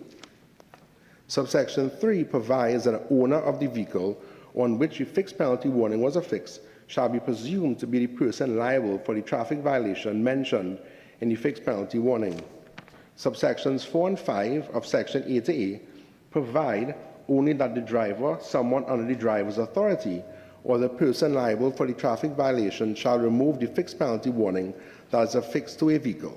A person who contravenes subsection 4 is liable on summary conviction to a fine of $3,000 in accordance with Section 5. Subsection 6 indicates that when a fixed penalty notice is issued or affixed, the police officer in charge of the station for the relevant district shall send a duplicate of the notice to the licensing authority within 1 day from the date of issue or affixing. Subsection 7 provides where a driver or owner of a vehicle complies with a fixed penalty warning, he shall be provided with a certificate of compliance in a form approved by the minister and published in the Gazette. A copy of the certificate of compliance has to be transmitted to the licensing authority by the police station or such other person at such other location as designated by the minister within 1 day from the date of issue of the certificate, which verified that the traffic violation was remedied. Subsection 8 states that once a certificate of compliance is issued, the driver or owner will be discharged from liability for the traffic violation mentioned in the fixed penalty warning. Subsection 9 indicates that where a fixed penalty warning is not complied with, it shall be deemed to be a fixed penalty notice, and the driver or owner shall be liable for the traffic violation in accordance with the Act. The new subsection A to B details the contents of a fixed penalty warning. It contains 5 subsections. Subsection 1 provides for the contents of a fixed penalty warning and states that it shall bear the signature of the constable. Section 2 provides that a fixed penalty warning shall be in the form approved by the minister and published in the Gazette. Subsection 3 states that the number of business days in the fixed penalty warning shall be in accordance with the second column of the 11th schedule. Subsection 4 provides that a person and location in the fixed penalty warning shall be in accordance with the third column of the 11th schedule. Subsection 5 states that the minister may, by order, subject to negative resolution of Parliament, amend the 11th schedule. The proposed subsection 5 is especially important as it allows the minister from time to time to add, remove traffic violations for which warnings can be issued, adjust the time frame within which defects are remedied and reported for which a fixed penalty warning was issued, as well as add or alter the locations at which violators can present themselves to report and produce evidence that the requirements under the fixed penalty warning have been adhered to. Clause 7 of the bill amends item 36 in the 9th schedule of the Act. Clause 8 of the bill inserts a new 11th schedule which specifies 18 traffic violations listed in the first column of the 9th schedule for which fixed penalty warnings shall be issued. These violations have been identified as the ones for which fixed penalty warnings would be appropriate in the first instance, with an opportunity for the violators to remedy prior to fixed penalty notice being issued. The violations are as follows. Item 35, no identification lights for the illumination of identification marks on vehicles at night, 3 business days. Item 37, number of passengers to be carried not printed on right front door of taxi, 3 business days. Item 39, no tear and MGW painted on vehicles, 3 business days. Item 40, vehicles with defective fittings, 7 business days. Item 41, vehicle without silencers or fitted with cutouts, 3 business days. Item 42, unauthorized lights to front or rear vehicles, 3 business days. Item 43, unauthorized letters and figures on vehicles, 3 business days. Item 44, vehicles without 2 headlamps, 3 business days. Item 45, vehicle without park lights, 3 business days. Item 46, vehicle without tail lights, 3 business days. Item 48, no left-hand drive notice affixed to appropriate vehicle, 3 business days. Item 63, vehicle without horn, 3 business days. Item 64, permitting excess sparks, smoke or visible vapor from vehicles, 7 business days. Item 72, vehicle without reflecting mirror, 3 business days. Item 74, use of noisy vehicles, 7 business days. Item 76, use of vehicle with no windshield wiper or defective wiper, 3 business days. Item 79, public service vehicle without spare tire, 3 business days. And item 82, placing of advertisement on side of window of taxi, 3 business days. The 11th schedule also details in the second column and third column respectively the time in which each traffic violations are to be remedied and the locations where vehicles are to be presented for inspection as evidence of the violation being remedied. Mr. President, the practical operation of the proposed new sections A to A and A to B is intended to be simple, fair and effective for both motorists and enforcement authorities. In essence, we are constable defined in the Motor Vehicles and Road Traffic Act to include a police officer, a transport officer, a traffic warden, and an estate constable employed under the Supplemental Police Act in the public body listed in the 8th schedule has reason to believe that a traffic violation specified in the proposed 11th schedule is being or has been committed, the constable shall issue a fixed penalty warning. Where the driver is present, the warning may be handed directly to the driver, and where the driver is not present, the warning may be affixed to a visible part of the vehicle, ensuring that the motorist can properly see the notification. Once a fixed penalty warning is issued or affixed, responsibility for the violation rests with the driver or the registered owner of the vehicle. The warning clearly sets out the nature of the violation, the steps required to remedy it, the time frame within you must comply, and the location at which the driver or owner must report and provide evidence that the defect or non-compliance has been corrected.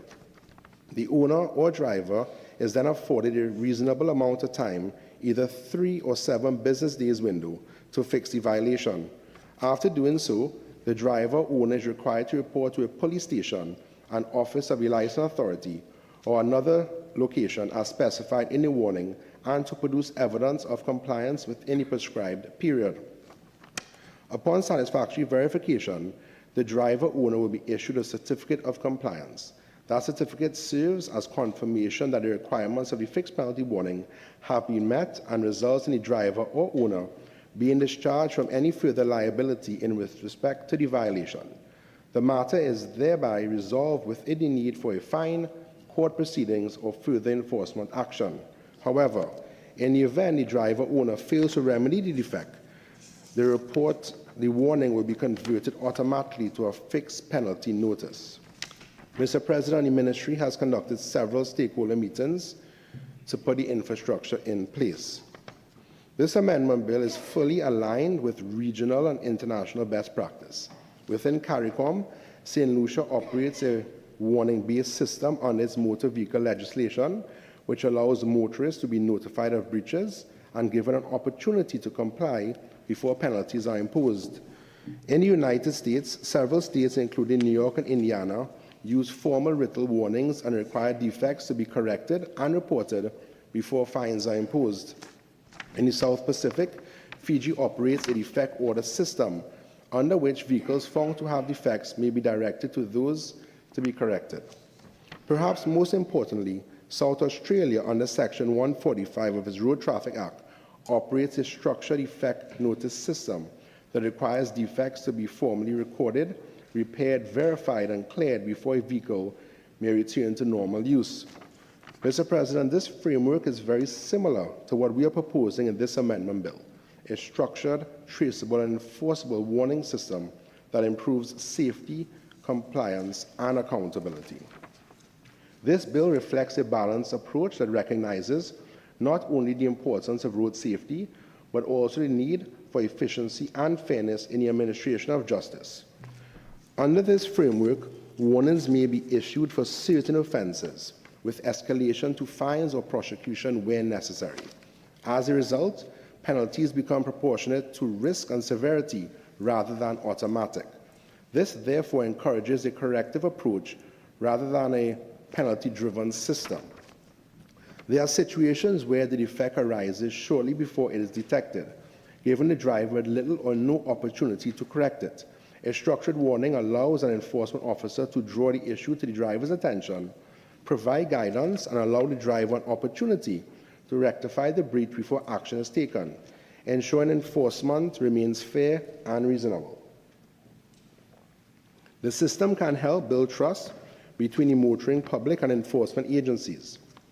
When drivers know that infractions may result in warnings rather than immediate fines, they are more likely to engage positively with law enforcement and to adjust their behavior going forward.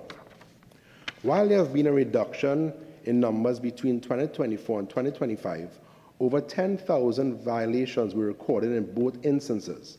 This means that for 2 years, over 10,000 individuals per year were issued fixed penalty notices and deprived of the opportunity to make the relevant adjustments to their vehicles.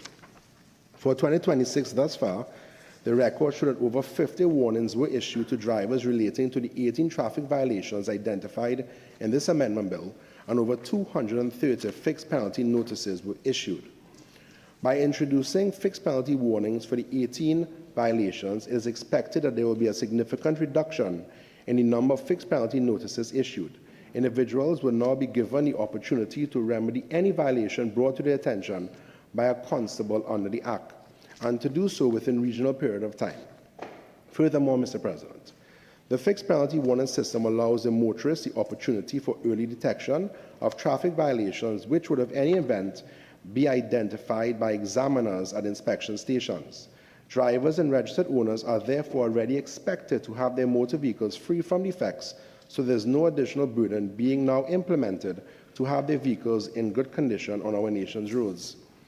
It is acknowledged that persons may contest fixed penalty notices where they are not aware of the defects with their motor vehicles, which notices were issued.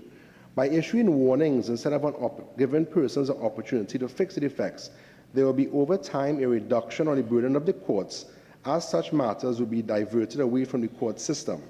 This effectively frees the judicial and administrative resources to focus on serious and dangerous traffic offences. Mr. President, this bill establishes a system that is firm in accountability and sound in administration. While it gives motorists a reasonable opportunity to remedy infractions, it makes clear that this opportunity is not without consequence.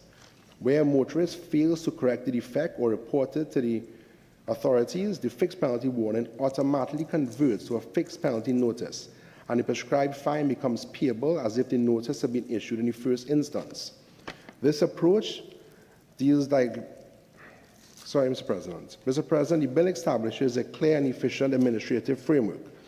Proposed Section 8086 requires that a duplicate of each fixed penalty warning may be sent to the licensing authority within 1 day, ensuring accurate records, effective oversight, and reliable tracking of compliance. This strengthens coordination between the TTPS and the licensing authority and reduces the risk of error or abuse. Moreover, the standardization of the form and content of the fixed penalty warning as approved by the Minister and published in the Gazette ensures that issuance across Trinidad and Tobago is done in a clear and uniform manner. Importantly, the legislation also incorporates a necessary degree of flexibility by empowering the Minister to update the categories of violations, adjust compliance timeframes, and reporting locations, which guarantees that the warning system remains responsive, efficient, and relevant as our operational needs evolve. Mr. President, in conclusion, this amendment bill modernizes our traffic enforcement framework, strengthens public confidence, and ensures that enforcement is fair, consistent. It is practical response to real and persistent challenges in our system. It recognizes that not every defect warrants an immediate penalty, while ensuring that non-compliance still carries clear consequences through the conversion of warnings into fixed penalty notices.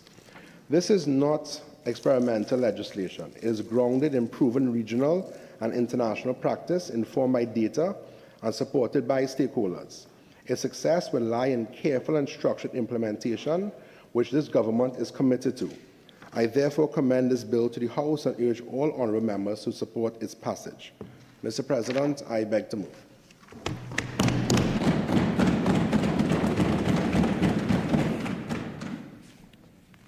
Honourable Senators, I shall now propose the question for debate.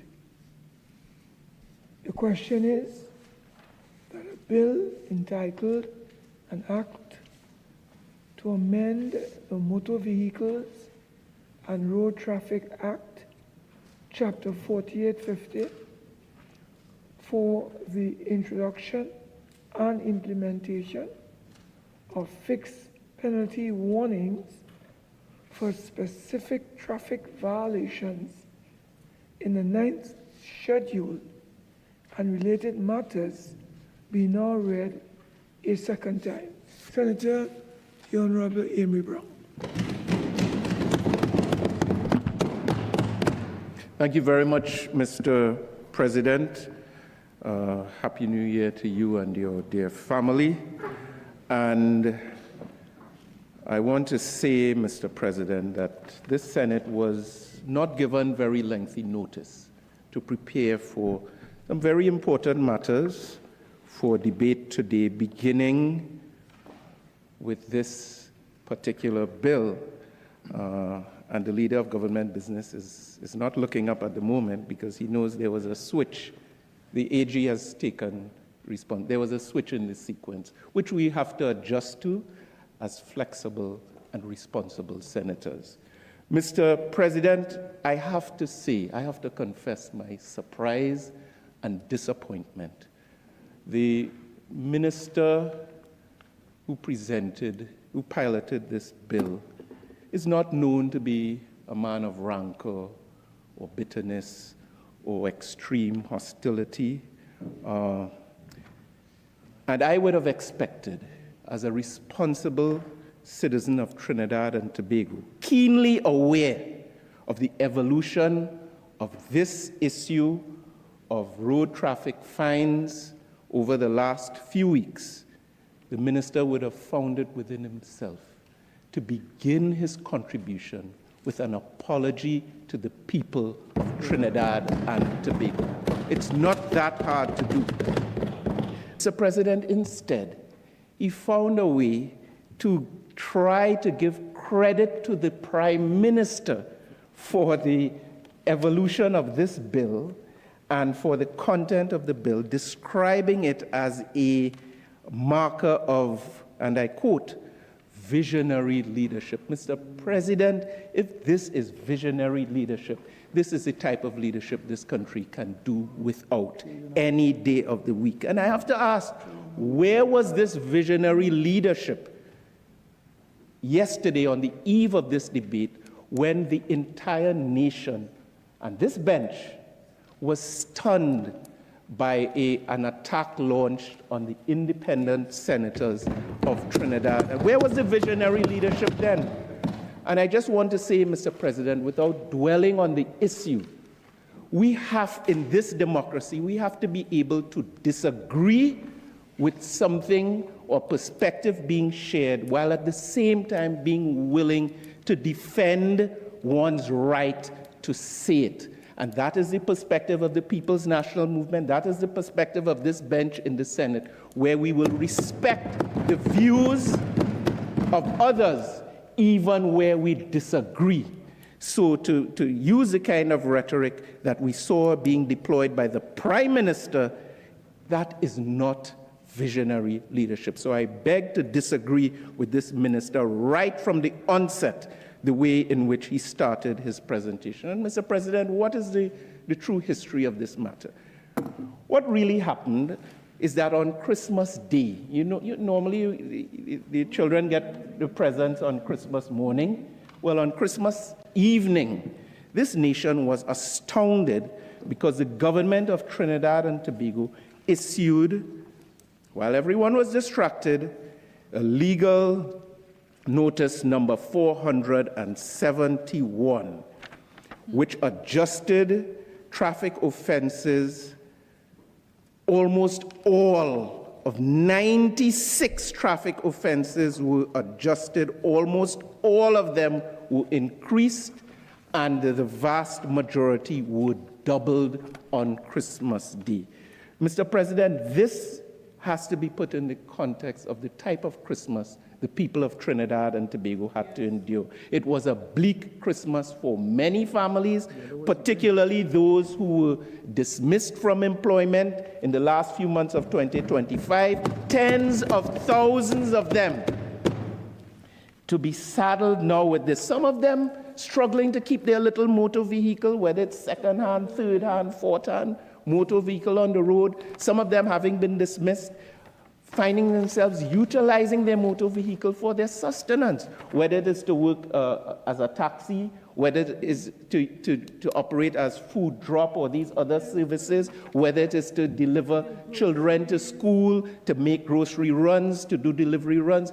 The motor vehicles and the use of their cars for many people, especially the humble, ordinary people of this country, is not a matter of an option. Sometimes it's vital, it's critical. And so to choose that period when persons were struggling and holding on for dear life in matters triggered by the decisions of this government, very callous decisions, to then choose Christmas Day to unleash these 96 increases, Mr. President, I cannot imagine anything less visionary and anything more worthy of condemnation from a government of Trinidad and Tobago. Mr. President, these increases are unprecedented.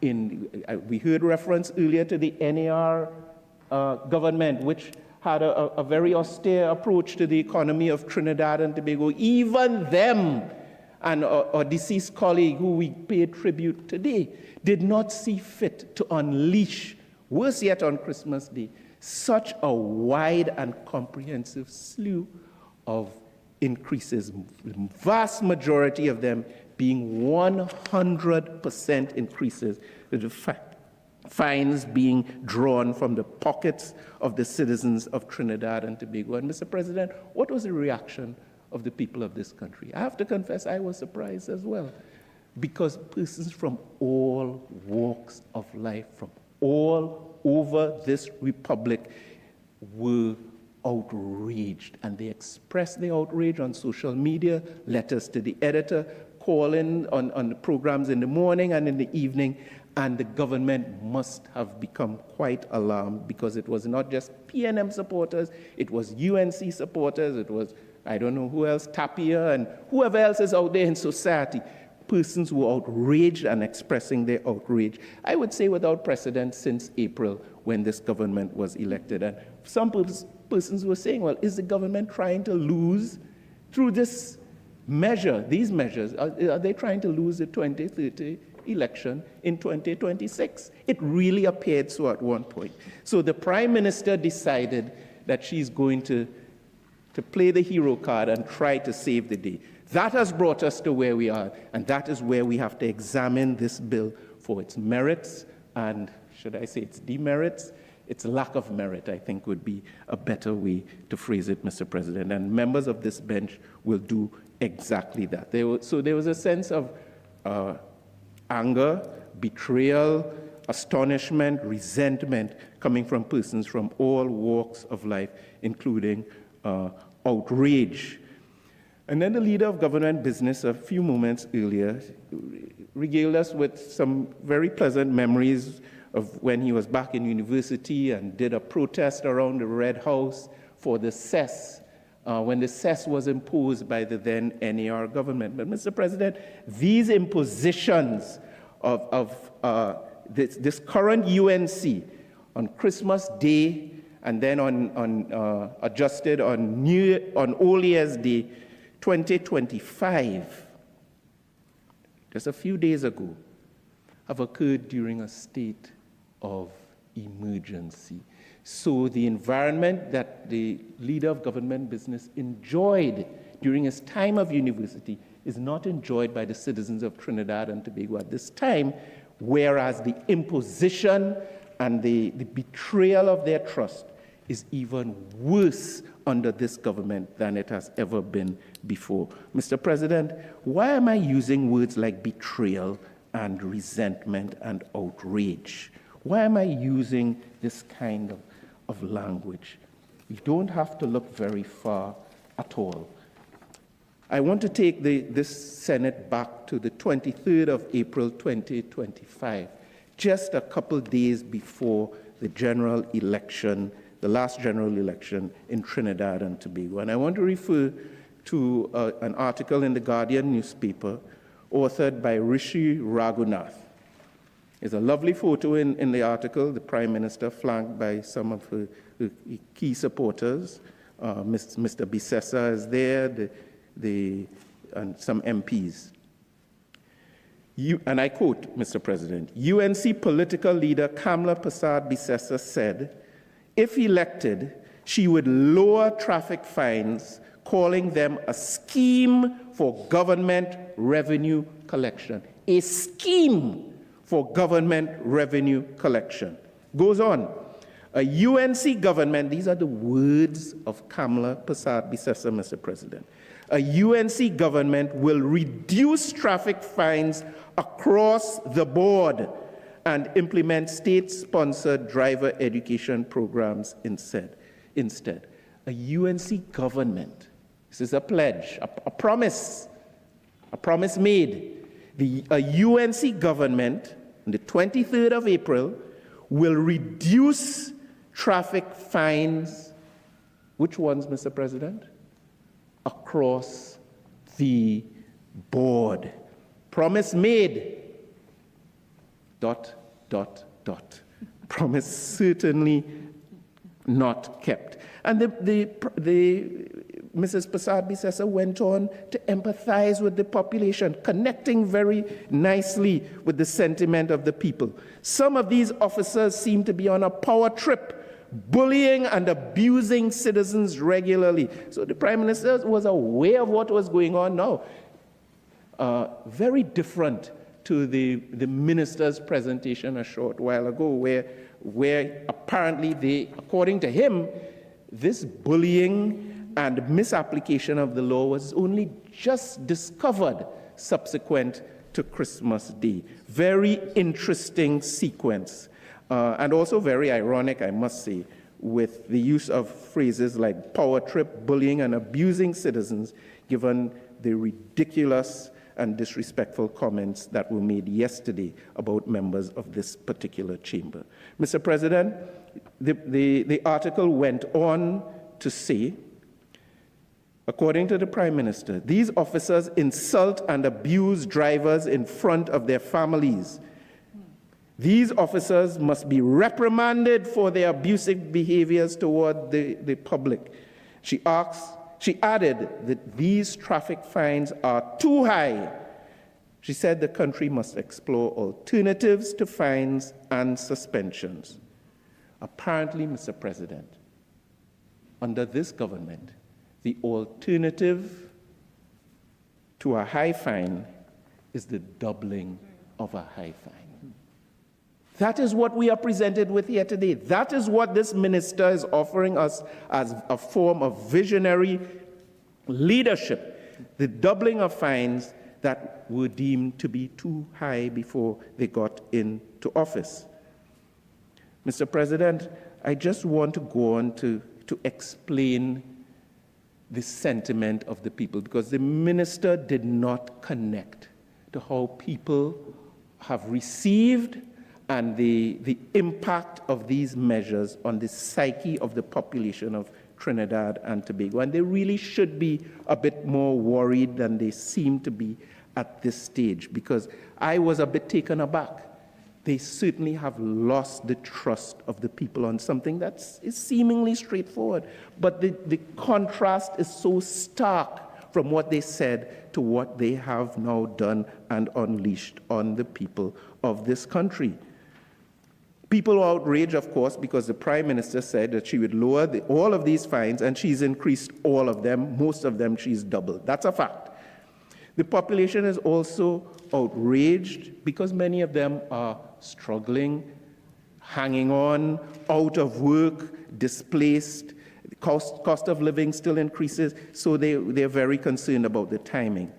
The population is also outraged, Mr. President, by these measures before us, because they have seen the police, the same police that the Prime Minister accused of bullying and abusing citizens regularly. The population is seeing these police officers being rewarded based on the number of tickets that they are issuing to the population of Trinidad and Tobago. And I didn't hear the minister explain that at all. So if he is really to introduce these measures to the Senate and to create some comfort in the minds of citizens, he would have to account for some of that. And I take this Senate and the minister back to the 1st of August 2025. Government was settled into office by that time. A Newsday article by Maya Kwame. This caused a sensation at the time. Police Constable Karen Sanker was rewarded by the TTPS for issuing, Mr. President, for issuing 1,427 traffic tickets between January and June. This is the same government that was complaining and connecting on issues of bullying and abusing citizens, and we need alternatives, was rewarded by the TTPS for issuing 1,427 traffic tickets between January and June. Mr. President, do the maths. Or maths could be done.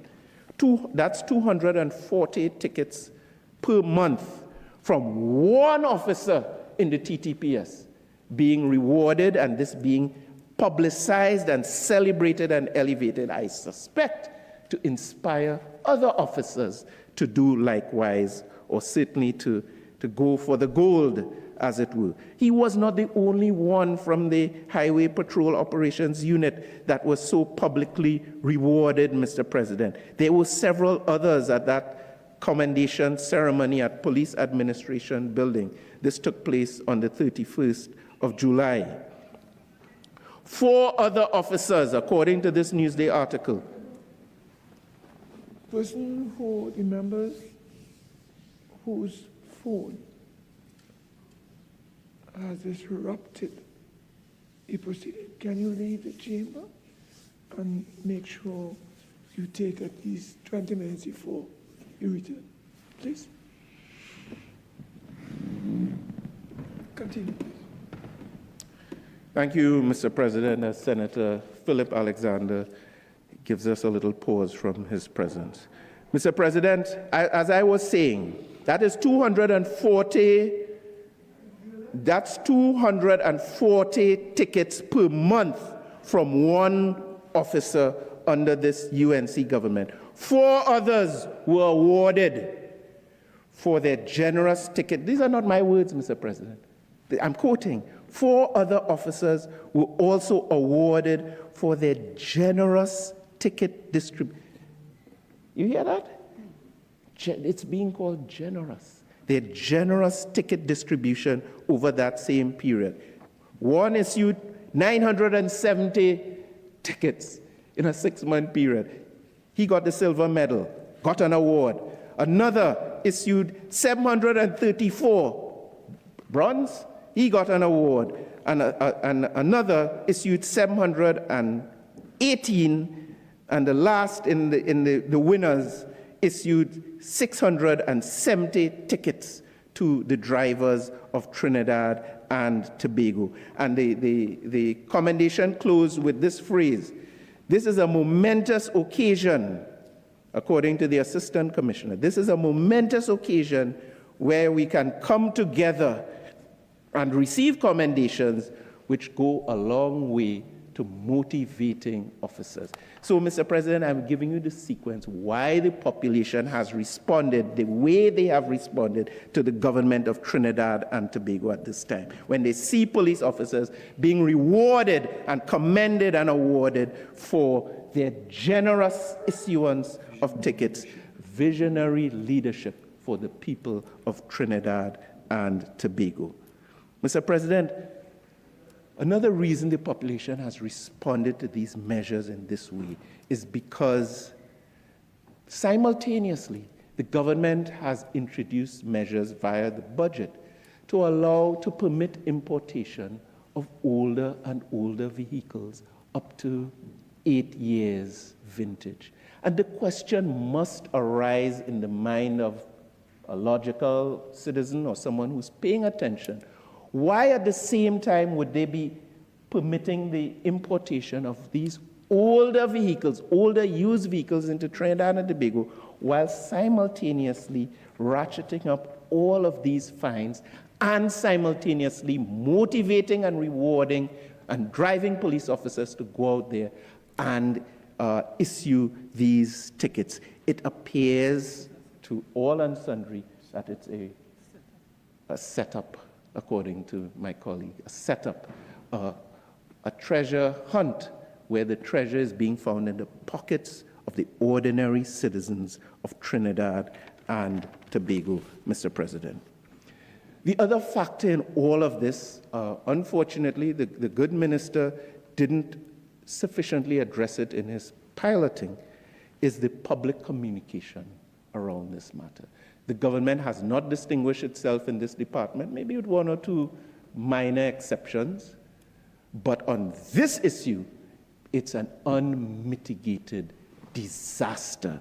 And when that space, no one is speaking, the official voices are quiet, speculation rises, and then you have it's amateur hour, your little side shows and con men and different persons come in and try to inflate, when what is required is leveling with the population by the government that we've elected to do so, and clarity in public communication. That did not occur. The other factor in the response of the population, Mr. President, is the inconvenience factor, which we don't pay enough attention to. Has any member of this government paid notice of the long lines that have been forming outside of the various licensing offices in this country? People bringing their vehicles before sunrise, before dawn, from the night before, forming lines. You would think this is Ukraine or Russia starved of gas or resources.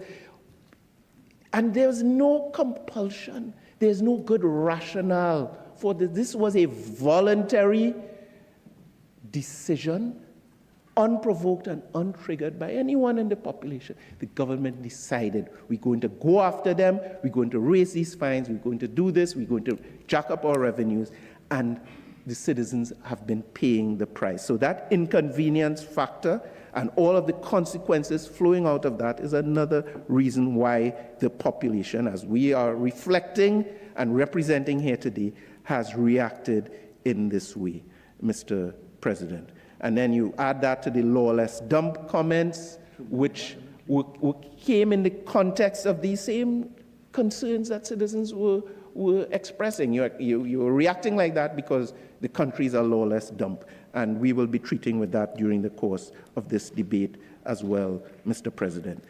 And then one of the reflections that has been very consistent from the people is, why is this putting the cart before the horse? This government campaigned heavily on the issue of road and infrastructure repair, and I challenge any member of the Senate to stand here today and to say that pothole repairs have accelerated and improved, and the road conditions for the people of Trinidad and Tobago have been ameliorated to the extent that you can put your vehicle on the road confident that the road will not destroy the vehicle. That's the reality. That's part of the betrayal as well, Mr. President.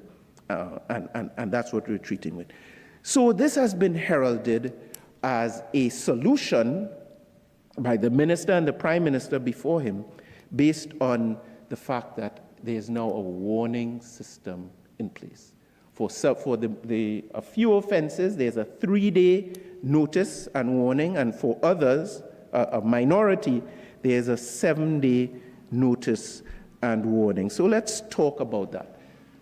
I heard the minister refer to Australia. He said, most importantly, we have the example of New South Wales in Australia. Minister, I hope I'm not misquoting you at all. I don't think I am. He's not disagreeing. Most importantly, we have the example of New South Wales. Let me tell this Senate, Mr. President, a little bit about the example of Australia. You see, Mr. President, in Australia, you have the AARA, the Australian Automobile Repairers Association. This is a national industry sector committee that advocates on national issues affecting all automotive repairers and auto mechanics in the entire territorial district of representation.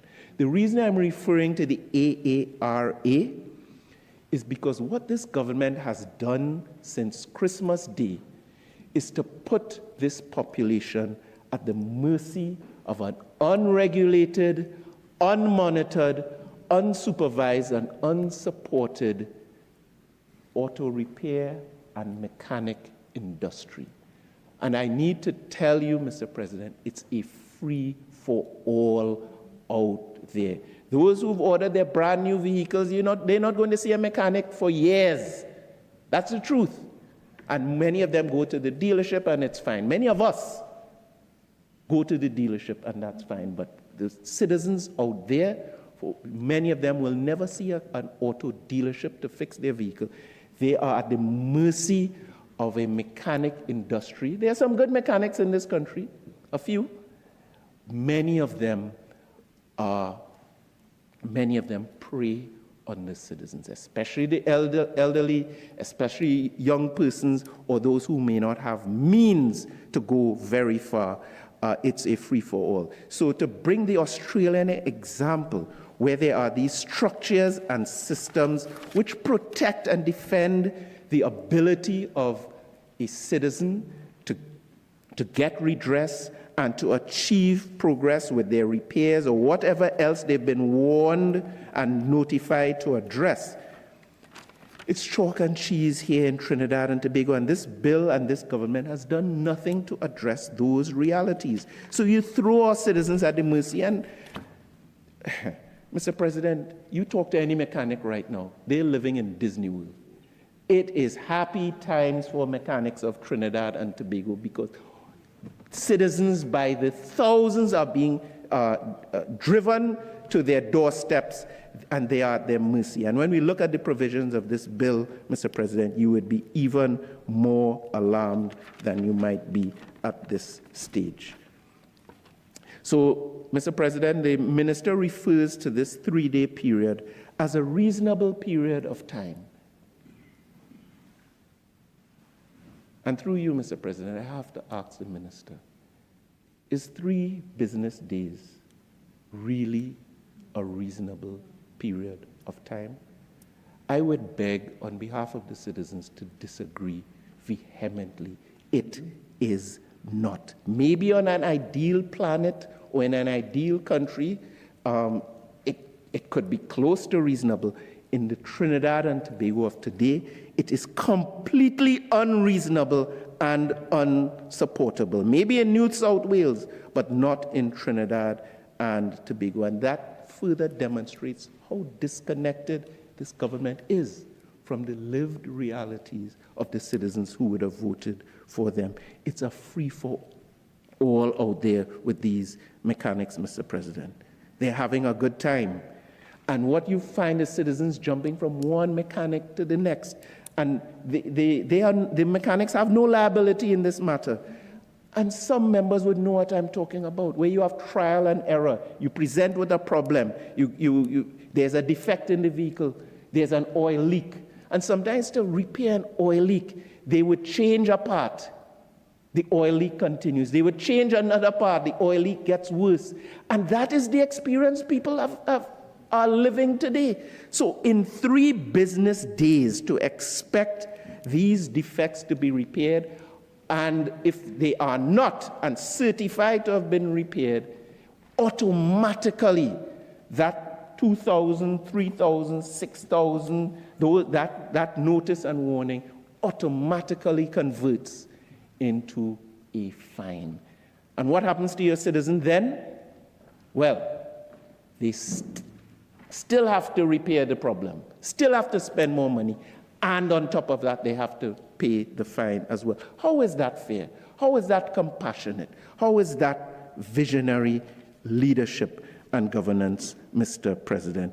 I really would like a response from the government on these particular matters. In the real world, those 3 days and those 7 days are completely and totally insufficient. Mr. President, let's look at clause 6, subclause 6 of this particular bill. If you just allow me to quote from the clause. Here we are. Where a fixed penalty warning has been issued or fixed under this section, the police officer in charge of the station for the district in which the fixed penalty warning was issued shall send a duplicate of the fixed penalty warning to the licensing authority within 1 day from the date of issue or fixing of the fixed penalty warning. Mr. President, so in the real world, your police officer is given 1 day to send a duplicate to the licensing or authority. What happens if that police officer is off on the next day, is going on leave, is transferred, is responding to an emergency, is called out on a special operation? What happens in those circumstances? The minister was completely silent on that. 1 day. Within those 3 days, the police officer must send a copy to the licensing authority. And what if he doesn't do so? We have not heard. We have not heard. Mr. President, what about if you change the part yourself? You receive a warning and you change the part yourself. It's the bulb on the illumination light for the registration plate, the license plate. You change the part yourself. You know what you have to do now, according to these measures? You have to find yourself at a mechanic or the licensing authority to get that certified. That's what you have to do. You line up, you have to get that certified before you can have any comfort. And when you get that certificate of completion, what do you do with it? Do you have to keep it in your vehicle? How long do you have to travel around with that particular certificate? The minister didn't really explain to the citizens how this law will operate for them, the certificate of compliance, Mr. President. And what happens really if you don't fix the issue? What happens if you don't fix the issue? Do the police get an alert? Are all of these police officers now holding iPads? And do all the police stations now have full internet connections and Wi-Fi? How is this operationalized in the real world? Because the government has presented this as some kind of solution, talking about immediately transmit to the licensing authorities and verify and duplicate, etc. Completely disconnected from the real world of Trinidad and Tobago, Mr. President. And then so you affix this warning and notice on the vehicle. The police officer fixes it onto the vehicle. But if someone removes it from the vehicle, not the driver, someone else removes it, that person is liable to a charge of $3,000. Now, again, that appears to be a gigantic loophole, because how are you going to find the person who removes that fixed penalty warning? How are you going to find that person to charge them $3,000? And then if it was removed, does the 3-day period continue from the point at which it was issued, because the driver does not have any access to the warning or notice? So again, the minister, besides reading out at nauseum the explanatory note, etc., which we all have in front of us, it's not necessary to have read all of that. The minister did not take us through. Maybe he will do so later on in the particular debate, Mr. President. And then we can go on to look at Clause 680B, which is a whole new section, and the particulars of Schedule 4. And there's some vagaries in here, Mr. President. So if you, I can't bring you into the debate. If one receives a fixed penalty warning which says vehicle with defective fitting, because there are certain particulars, you have to give the date, you have to give the section, let's get it. You have to give the amount of the fixed penalty. All of this is part of the warning. You have to give the time frame, the 3 days or the 7 days in which it has to be fixed. You have to give and then you have to give some particular in terms of the section of the written law creating the traffic violation. So what you would have on your fixed penalty warning would be something like this. According to the schedule, where is it? Defective vehicle with defective fittings. What is your citizen supposed to do with that? And when he takes that to the mechanic, defective fitting, there may be 1,000 issues with the vehicle. Which of them is being assessed by the police officer? Which of them specifically is he being warned about? And how can he be assured that what is to be repaired will be repaired? There are just so many gray areas within this particular approach. And look at some of these offenses. Visible vapor coming from the vehicle. Mr. President, depending on what time you start your car and pull it out of the garage, you're going to have visible vapor. And if you have a vigorous police officer to go and inspect any vehicle outside on Abercrombie Street, they could find visible vapor if they're looking for it. And that's thousands of dollars. That's thousands of dollars when your prime minister has already said before the election, when she was a little more realistic in a view of the operations of these officers, that they are abusing and very subjective in how they apply these measures. And they're now motivated by the way. Excess smoke. How are they measuring this, Mr. President? The minister didn't tell us. What is excess? How much is excess? Depending on the climate conditions, the weather conditions, a vehicle may smoke more, it may smoke less, etc. What is the objective thank you, Mr. President. What is the objective measure? Noisy vehicle. Are these police officers being equipped with decibel measures or some to remove the subjectivity? Or are we unleashing these same factors that this government complained about before they elected? Are we just unleashing them on the innocent citizens who are just trying to make a living and survive the Trinidad and Tobago of today? All very subjective, all very non-specific, and all, Mr. President? Oh boy. Mr. President, so there's a serious problem with all of this. This government has already poisoned the economy, effectively sabotaging their own prospects when they dismiss all of those persons. And the less money is in circulation, small people, small businesses are suffering, and it really has been a bleak Christmas, and it will be a bleak 2026 for many. The decision to double these fines and then to impose these basically unrealistic and for many cases meaningless warning periods of 3 and 7 days when parts are hard to find. Sometimes the mechanic may substitute the wrong part. Someone in Matlot has to go to Sangre Grande to look for parts. He may have to go to Arima. Sometimes he has to come to St. James or the Bamboo. He has 3 business days to do all of that, get certified as having completed, and just to ensure avoiding a fine. If he fails to do so, he has to do the repairs and he has to pay the fine as well, Mr. President. And even if you park up your vehicle, it makes no difference. You are still liable as well. So, Mr. President, this is all devastating for poor and humble people. If you're wealthy, it matters not. There's like gas money for you. Any one of these penalties is like gas money. So maybe it doesn't sound as devastating to the government as they think. You add to that the police are overstretched. This is all counterproductive. It's not a good strategy. It's not a good approach.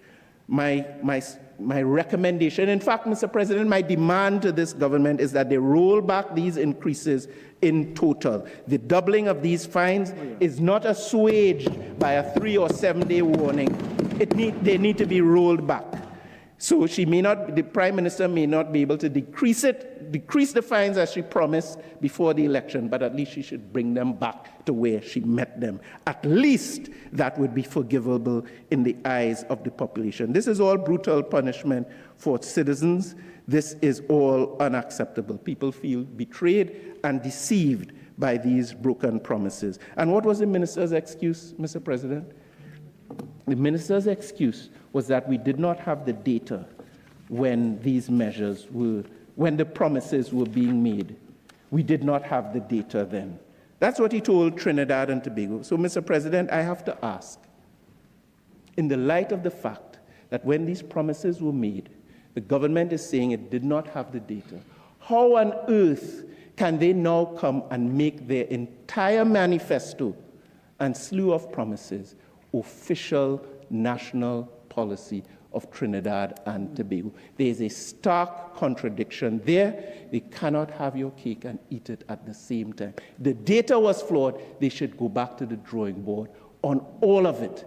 If the data was good, then the minister is deceiving the population. And in fact, this is simply a stretch for the revenue found, not in our creativity, not in our diversity, in the pockets of the citizens of Trinidad and Tobago. I thank you, Mr. President. Senator Desiree Marie, please.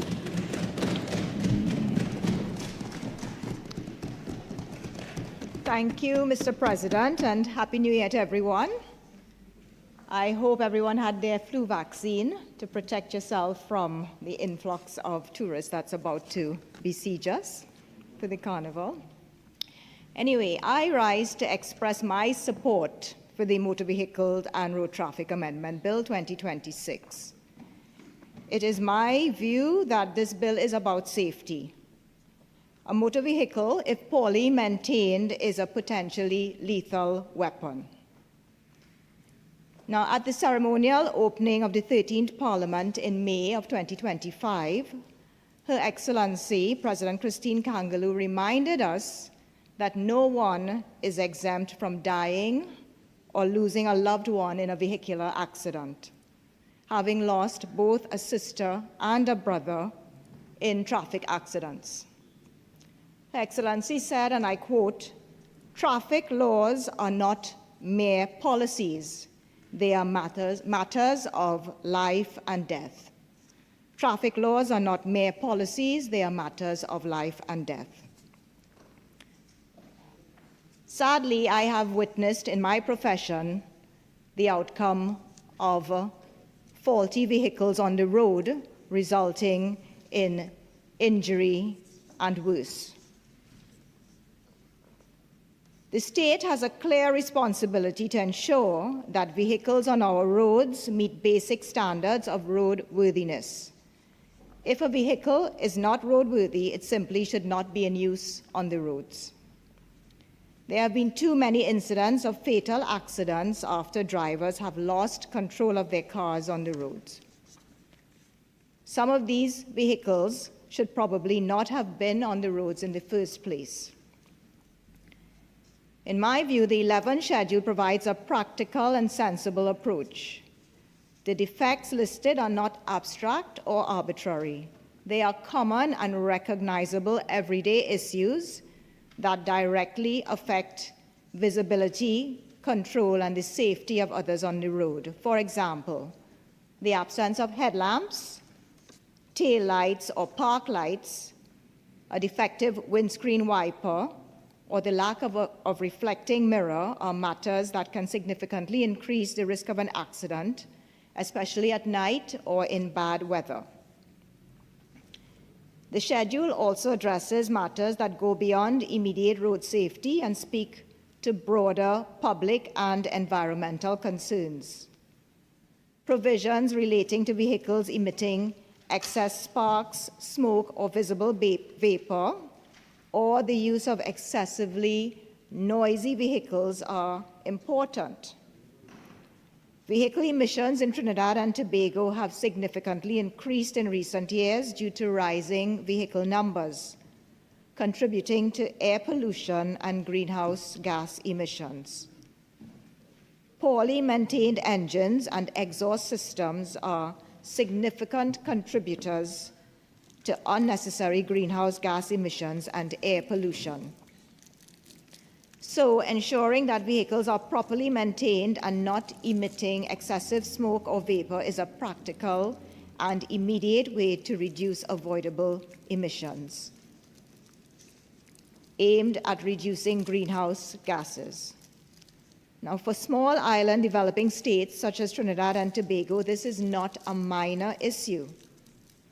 We are particularly vulnerable to the effects of climate change, including rising sea levels, coastal erosion, and more intense weather events, as we saw in the recently concluded hurricane season.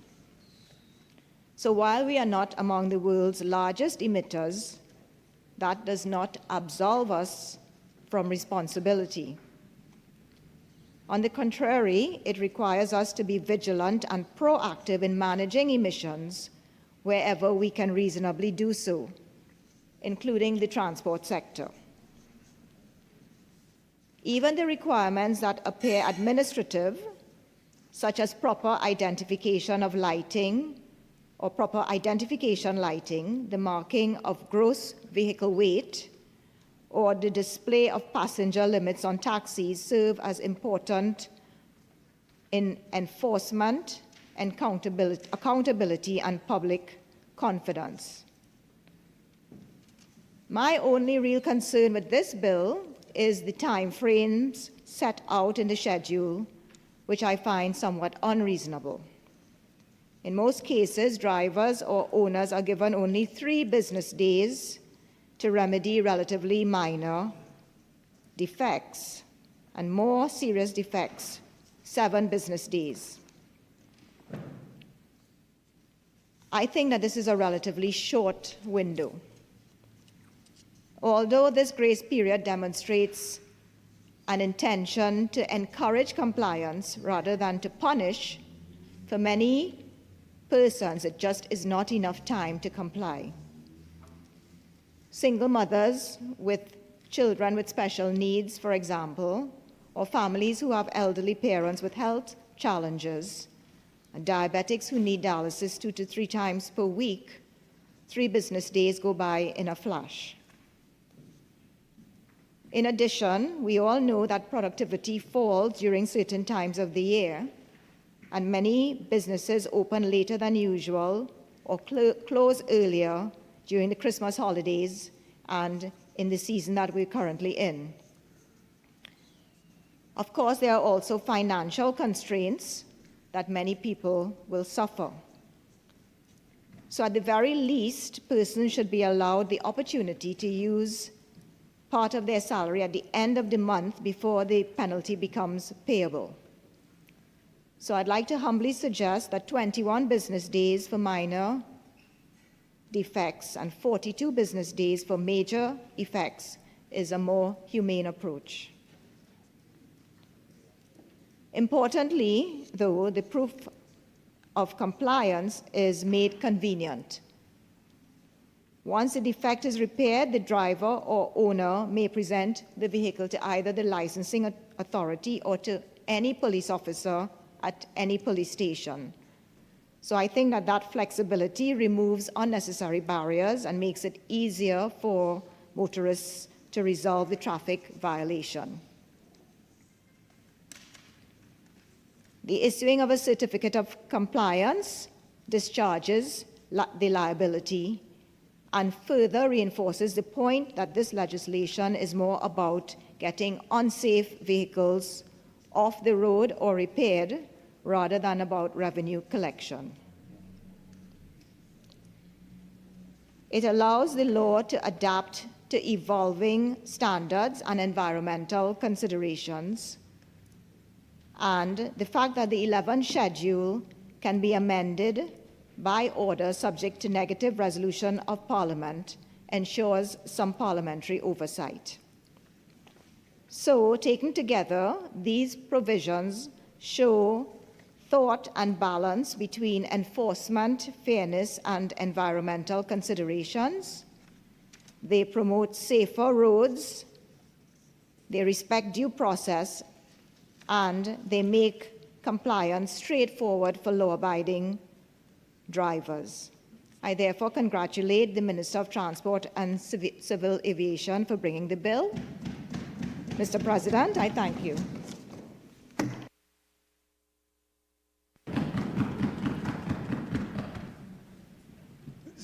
Who is next? Yes. The Honorable? Yes, Mr. President. No, wait. Wait. Just take a seat, please. I know that I was told that somebody else was supposed to speak before you. That's why I didn't point to you. Is there anybody else on the government side supposed to speak? Is it you, Brad? Brad Big? All right, Senator Brad Big, please.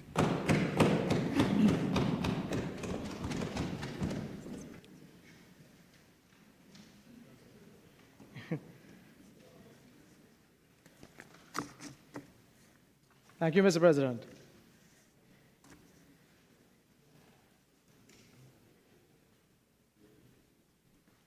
Mr. President, I first of all want to say to you, Happy New Year, and to my colleagues here in the Senate. Mr. President,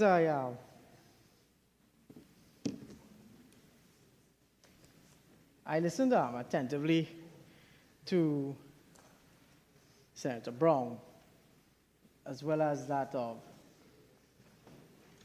Senator Murray. And I have to say, I was a bit taken back by Senator Brown with his comments. And I find that very strange in the way he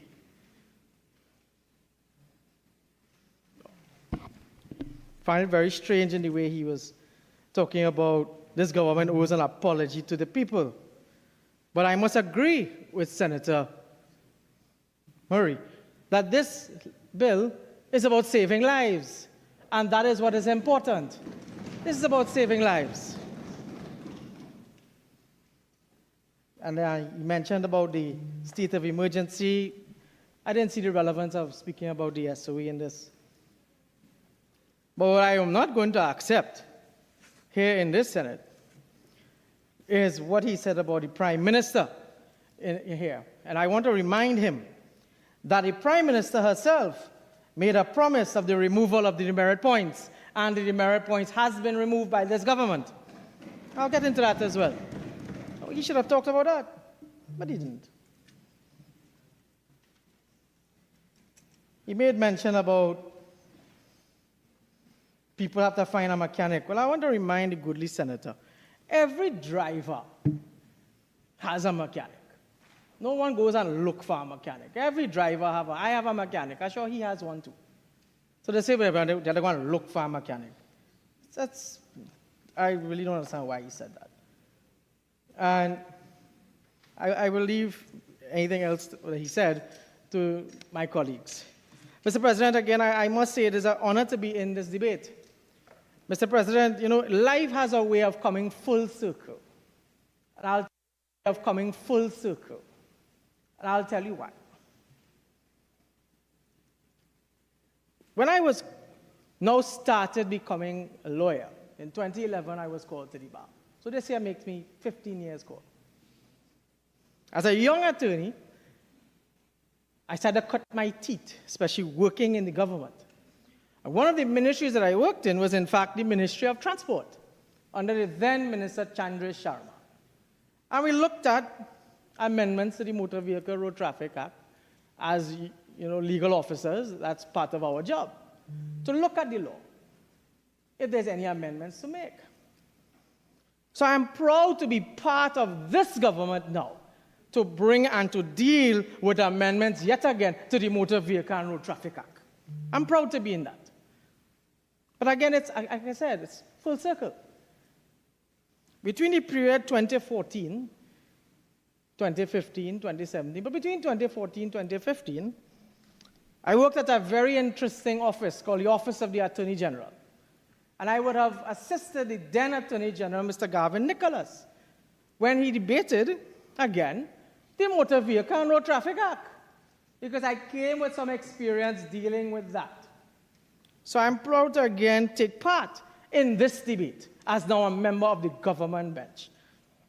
So I'm very happy to be part of this.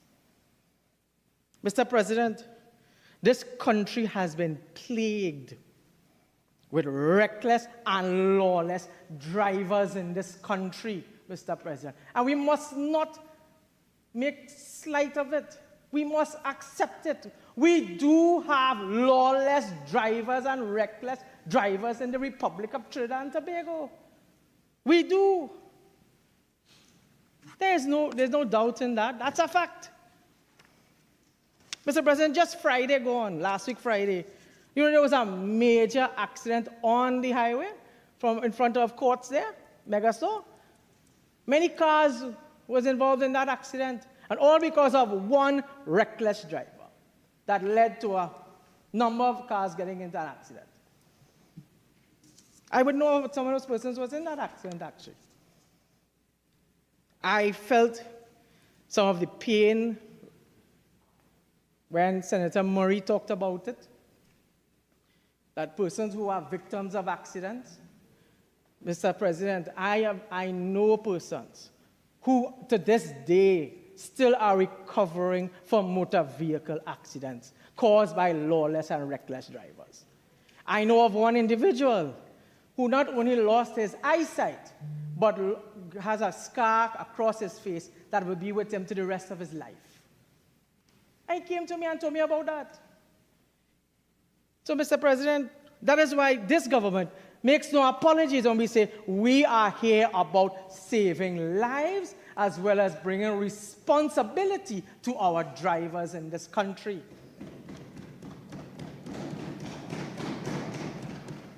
Mr. President, as a practicing lawyer, I am in the courts every day. I attend traffic courts. And I can tell you of magistrates who give tongue lashings to persons. I mean, it is, how to put it? It is mind-boggling to know when a man will come to court and tell you, well, I didn't have a driver's license, boss, but I still drive the car. How could you drive without a license? We must understand that a motor vehicle is not a toy, A motor vehicle is a serious instrument that you use on the roadways. Is that something you go and buy in Toy Hill, And we must understand that. But Mr. President, I cannot sit here and listen to hypocrisy, Mr. President. I can't listen to hypocrisy. That I heard the goodly Senator Brown talk about the issue of the statement that was made about this country being a lawless state. I want to remind him of one of his own colleagues who called this country a lawless state. I don't know if you remember a man by the name of Terence Dialsing. There was a debate. I know there was debating the Motor Vehicle and Road Traffic Act. And thank God there's something called the Hansard, Mr. President. I'm so happy for that, And he called this country, the one Terence Dialsing, and Mr. President, I want to read the Hansard. Let me just get it, Mr. President. And Mr. President, he made it very clear that he called this country a lawless state. So back then, the PNM and their members could call this country a lawless state. And that was fine then. But when the Prime Minister made it known that how lawless this country is, apparently he has a problem now. That is hypocrisy. Hypocrisy of the highest order. And we cannot accept that. Further that, Mr. President, I want to give this country some figures. Some figures I want to give this country. Because the PNM and the other place boasted that they carried down, that the road fatality which fell under them. But I want to tell them, and I have the figures here. So in 2020, Mr. President, and I will refer to my notes, the demerit points came in, and it was even debated in the Senate. In fact, our goodly Senator, Senator Arawi, was the Attorney General at that time. That's how the demerit points came in here. In 2021, there was a drop. The figure was at 75. But the reason why it dropped so low, because it was COVID, Mr. President. The country was on a lockdown. Nobody was driving. Nobody was anywhere. But in 2022, it went to 95. So from 75, it went to 95.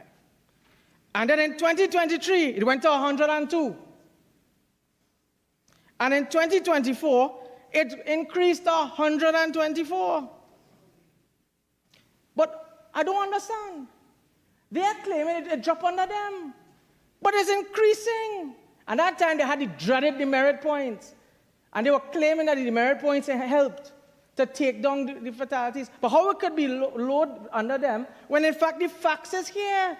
That shows, Mr. President, demerit points never helped in this country. And that is why we got rid of the demerit points, Mr. President. That is why we got rid of it. Mr. President, the one thing I would say, a former Prime Minister, I knew, Patrick Manning, said, facts is a stubborn thing. They don't go away. But a former Prime Minister, I knew, Bastio Pandey, also said that facts is always there and the PNM are afraid of facts. And the facts is that the PNM never once cared about persons in this country. But we will care. And that is why we brought this legislation, because this government is about protecting the citizens of the Republic of Trinidad and Tobago. Now, Mr. President,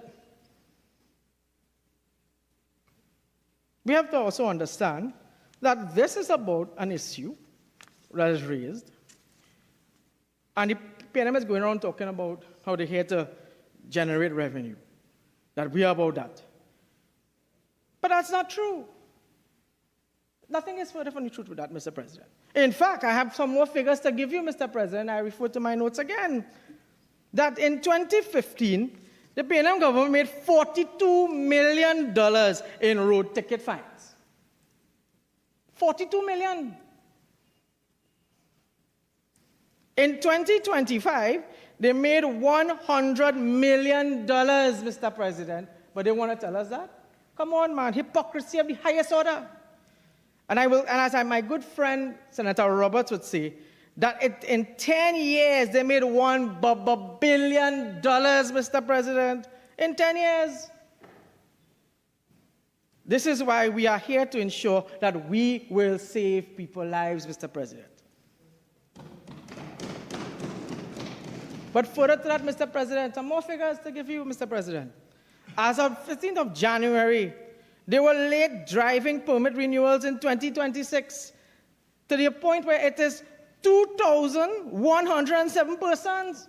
So, Mr. President, there were persons in this country between that period were driving without a driver's permit, Mr. President. Could you believe that? Persons were driving without that. Further to that, Mr. President, some of these persons were not even driving without insurance, Mr. President.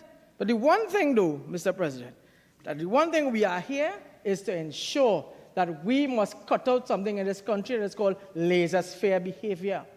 We are here about cutting out certain attitudes, because the one thing we Trinis like to do is to procrastinate and wait long to do something. Mr. President, that's a fact. Mr. President, I can now just briefly speak on some of these fines. The fine for driving without insurance has now been increased to $10,000. I'm totally in support of that, Mr. President. Because you know, Mr. President, I have had to represent persons in this country who got in motor vehicle accidents. And when you check, the man have no insurance, you know, my colleagues. No insurance the man have. And you know what happens there? The issue of liability, insurance companies don't even want to assist. Because you know why they say, hey, that man that wasn't insured on that way. Mr. President, you have a driving on a permit, $1,500. Then there's another category showing you $3,000.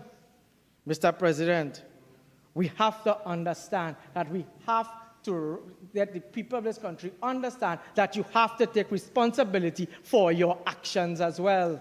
And that is what we are here about.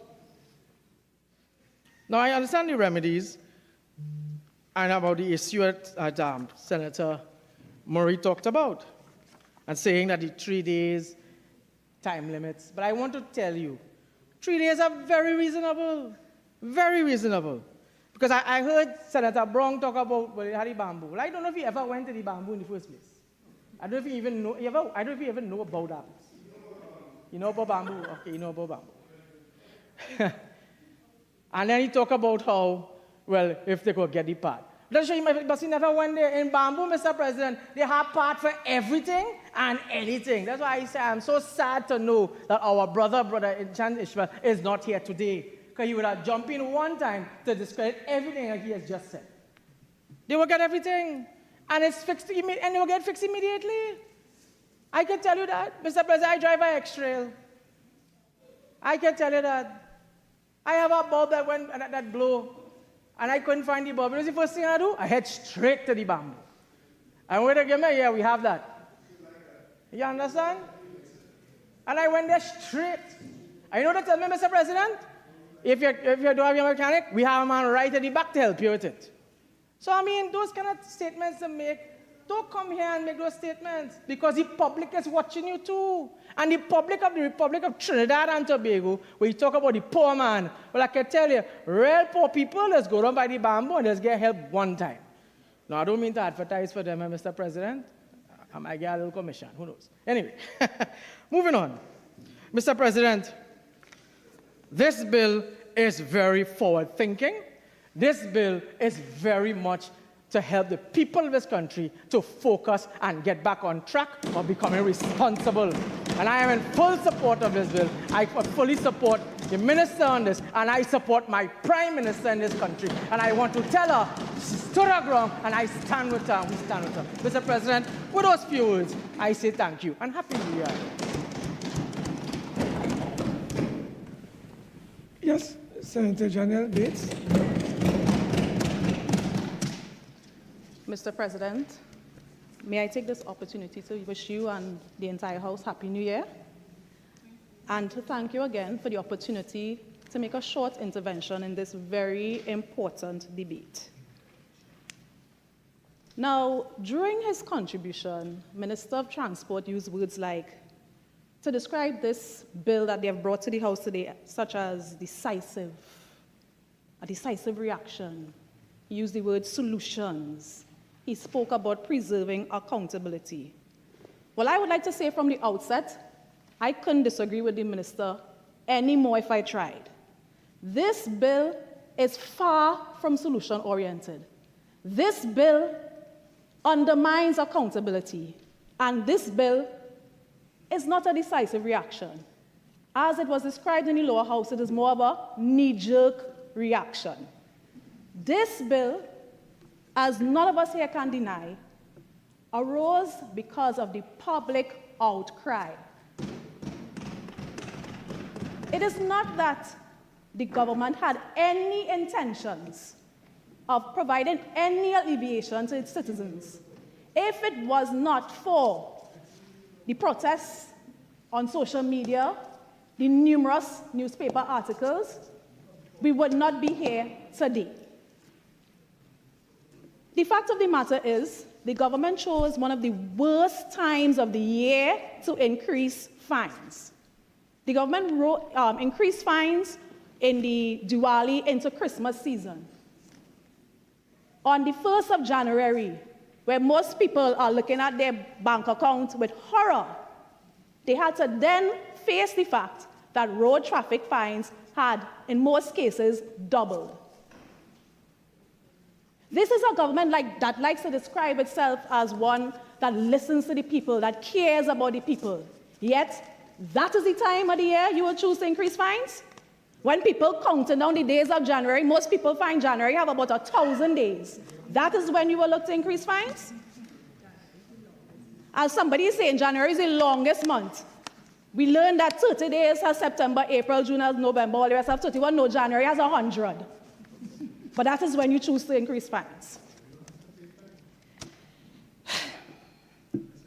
Let me just say from the outset that this bill contains requirements that are unworkable and arbitrary in some cases. Before I get into the substantive portion of my contribution, I want to address what was said by the last contributor, Senator Baig. Senator Baig said that we on this side are afraid of facts. But I don't think you have anybody here who are more afraid of facts than he is. Let me tell you the facts that he's definitely afraid of.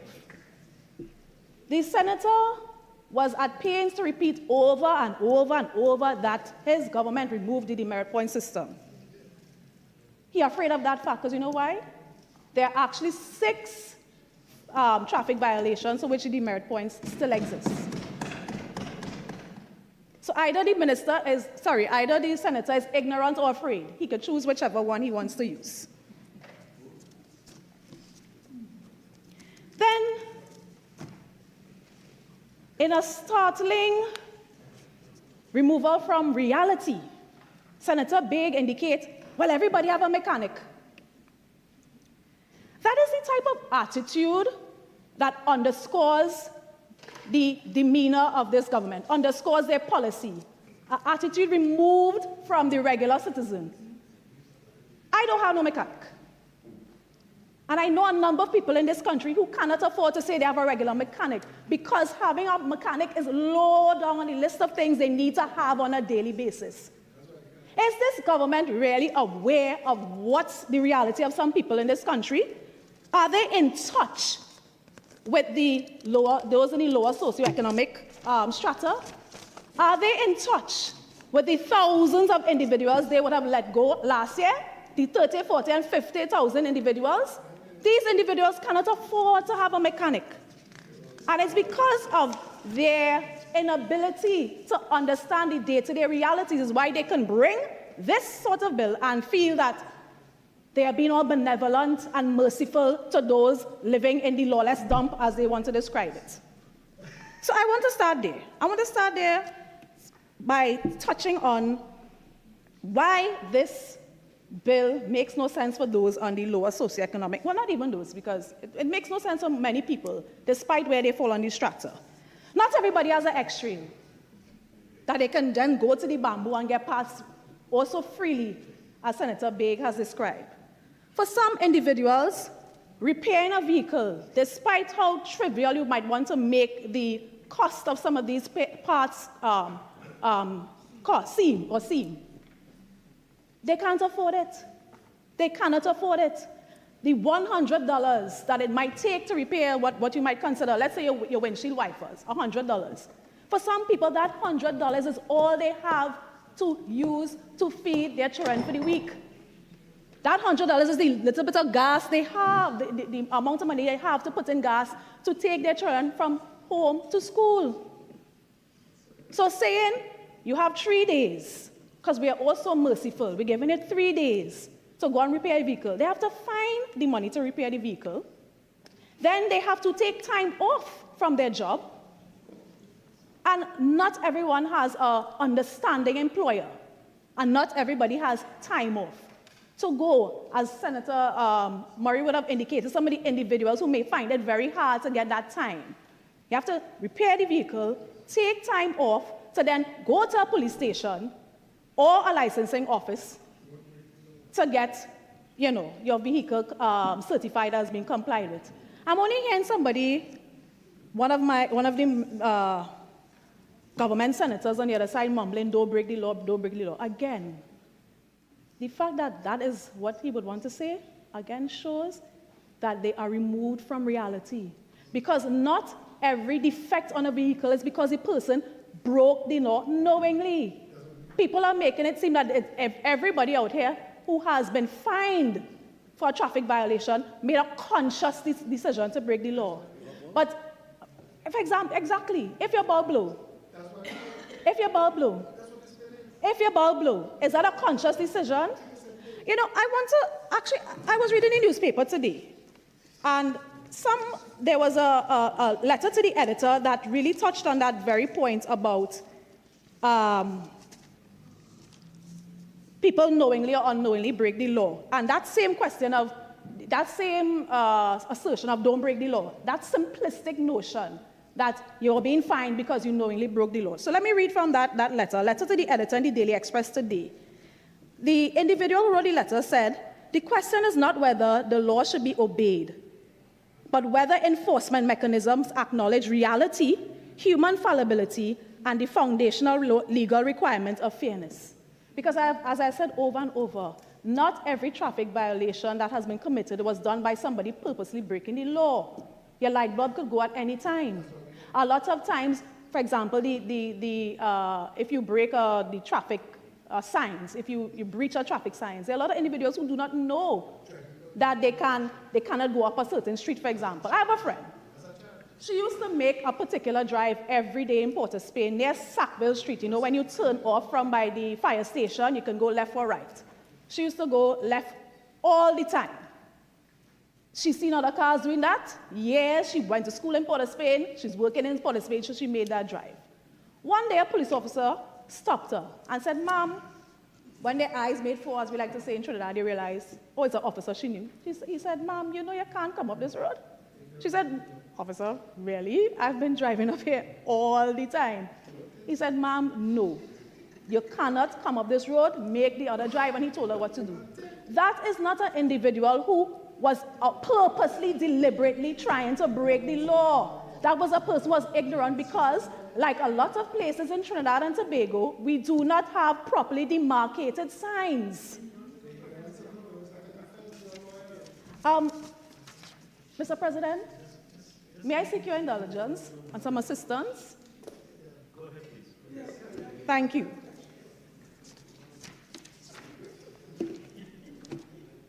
So, I would now like to get into the substantive portion. So we're speaking about, as I would have indicated, the unworkability of this bill. The first aspect that makes this bill unworkable is the need to acquire the certificate of compliance. And again, it sounds fantastic and sounds easy. The bill says you find a police station, if you get the time off, you actually find the money to fix the vehicle, you get the time off, go to a police station, any police station, and let the police officer inspect your vehicle. Mr. President, this is Trinidad and Tobago. How many times have we gone to a police station or any public place and they don't have a copy of this? They want you to come with your own copy. The copier ain't working, the printer ain't working, we run out of this, we run out of that. How many times have individuals actually gone to get their cars inspected and they have been told we have no more inspection stickers? Just show the police officer the receipt. So this individual now was going to police station A. Well, if they actually manage to get the police to take them on in a quick order to then be informed, well, we don't have no certificate of compliance, go somewhere else. So it is very plausible that individuals will be hopping from station to station, office to office to get a certificate of compliance. On top of that, this need to acquire a certificate of compliance is putting an unnecessary burden on licensing officers and police officers. The licensing officers already have a number of transactions that they are required to undertake on a daily basis. They have to inspect vehicles, they have to do transfers, they have to do reclassifications, there are regulations, examinations, permit renewals. And now we're telling them they also have to go outside to look at somebody's vehicle to give them the certificate of compliance. Far less for police officers.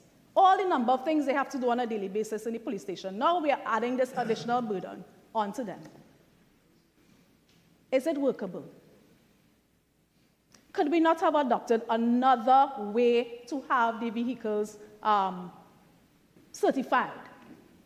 Do we even need the certificate of compliance? And I will tell you upfront, no, because I will come to tell you about solution, what they do. The next portion of this bill that makes it unworkable in the Trinidad context is Clause 6 of the bill, which inserted Section 8A6, which requires the police officer in charge of the station to send a duplicate of the fixed penalty warning to the licensing authority within 1 day. Dr. Brown would have given examples of why that is unworkable in the Trinidad context. He would have asked, what if the police officer is sick? What if they transferred? What if they were off duty? But my question is, I'm going beyond that. Even if the officer is there, I have not heard from the Minister of Transport by what means we're expecting the officer to transmit this document in 1 day. I would assume it cannot be that we're expecting the officer to physically traipse, and this is the officer in charge, no less, to traipse down to a licensing officer and handing these certificates or these duplicates. So it must be that we're expecting there to be an electronic system. Again, I'm asking, does every police station have the resources to do that? Do they all have connectivity? Do they all have computers? Is it really feasible in a Trinidadian context to expect that we are going to transmit these duplicates to the licensing office in 1 day? I have not heard anything that leads me to believe that it is possible. Then we have the short window to forward a copy of the certificates of compliance. Clause 6 again inserts sections 8A, 7, and 8, where the certificate of compliance is issued by a person other than the licensing authority. A copy of the certificate shall be transmitted to the licensing authority within 1 day. Again, I'm asking the same questions. Do we have the resources for that? Do we have the manpower? And when it reaches to the licensing office, do we have the personnel there who are going to log it on a system? Because to me, it's not a matter of just transmitting it there. Something has to be done. It has to be logged. There's a proper record keeping has to be done. Look at what is going on in licensing already. Anytime there's a surge in persons going there, the system crashing, lines upon lines, people lining up from 8 a.m. to 2 p.m. to be told, no, we can't deal with your transaction today, go home, the system failed. Really and truly, do we have the personnel and the resources to make this work? That is the question I have. And the reason why I am asking that question is because we have had several instances in this country where these sort of administrative failures have led to some travesties, to some outcomes that no one here would want to be subjected to. An example of that, there have actually been several instances where, well, before I get there, let me see. The whole point is, if your certificate of compliance is not logged appropriately, remember, your fixed warning becomes a ticket automatically. So to avoid that, it has to be transmitted and logged appropriately. So I'm going to give an example of these administrative issues that have arisen when systems fail in this country. There have been several instances where warrants have been issued for individuals due to administrative failures. This is what happened to a gentleman called Patrick Awong. He actually brought a claim, CV 2020, 00146. Patrick Awong, against the Attorney General, I believe, sorry. Yes, and the Attorney General of Trinidad and Tobago. The undisputed facts are this. On the 27th of February 2015, Mr. Awong was issued a fixed penalty traffic offense notice. So it's a traffic offense, eh? He pleaded guilty and was fined $1,000, or he had to serve 14 days imprisonment. Mr. Awong paid the $1,000 in 2015.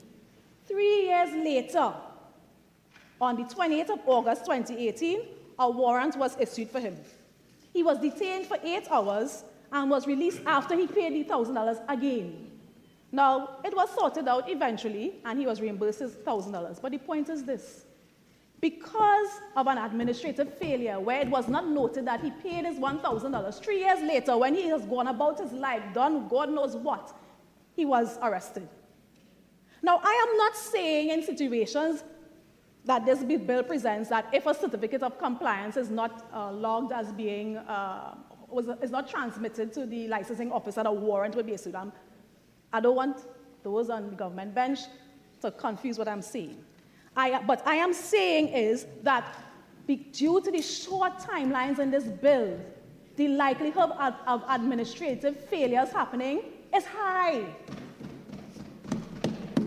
And the point of the matter is, if the certificate of compliance is not transmitted in time or logged in time, your fixed penalty warning will automatically show up on the system as a fixed penalty.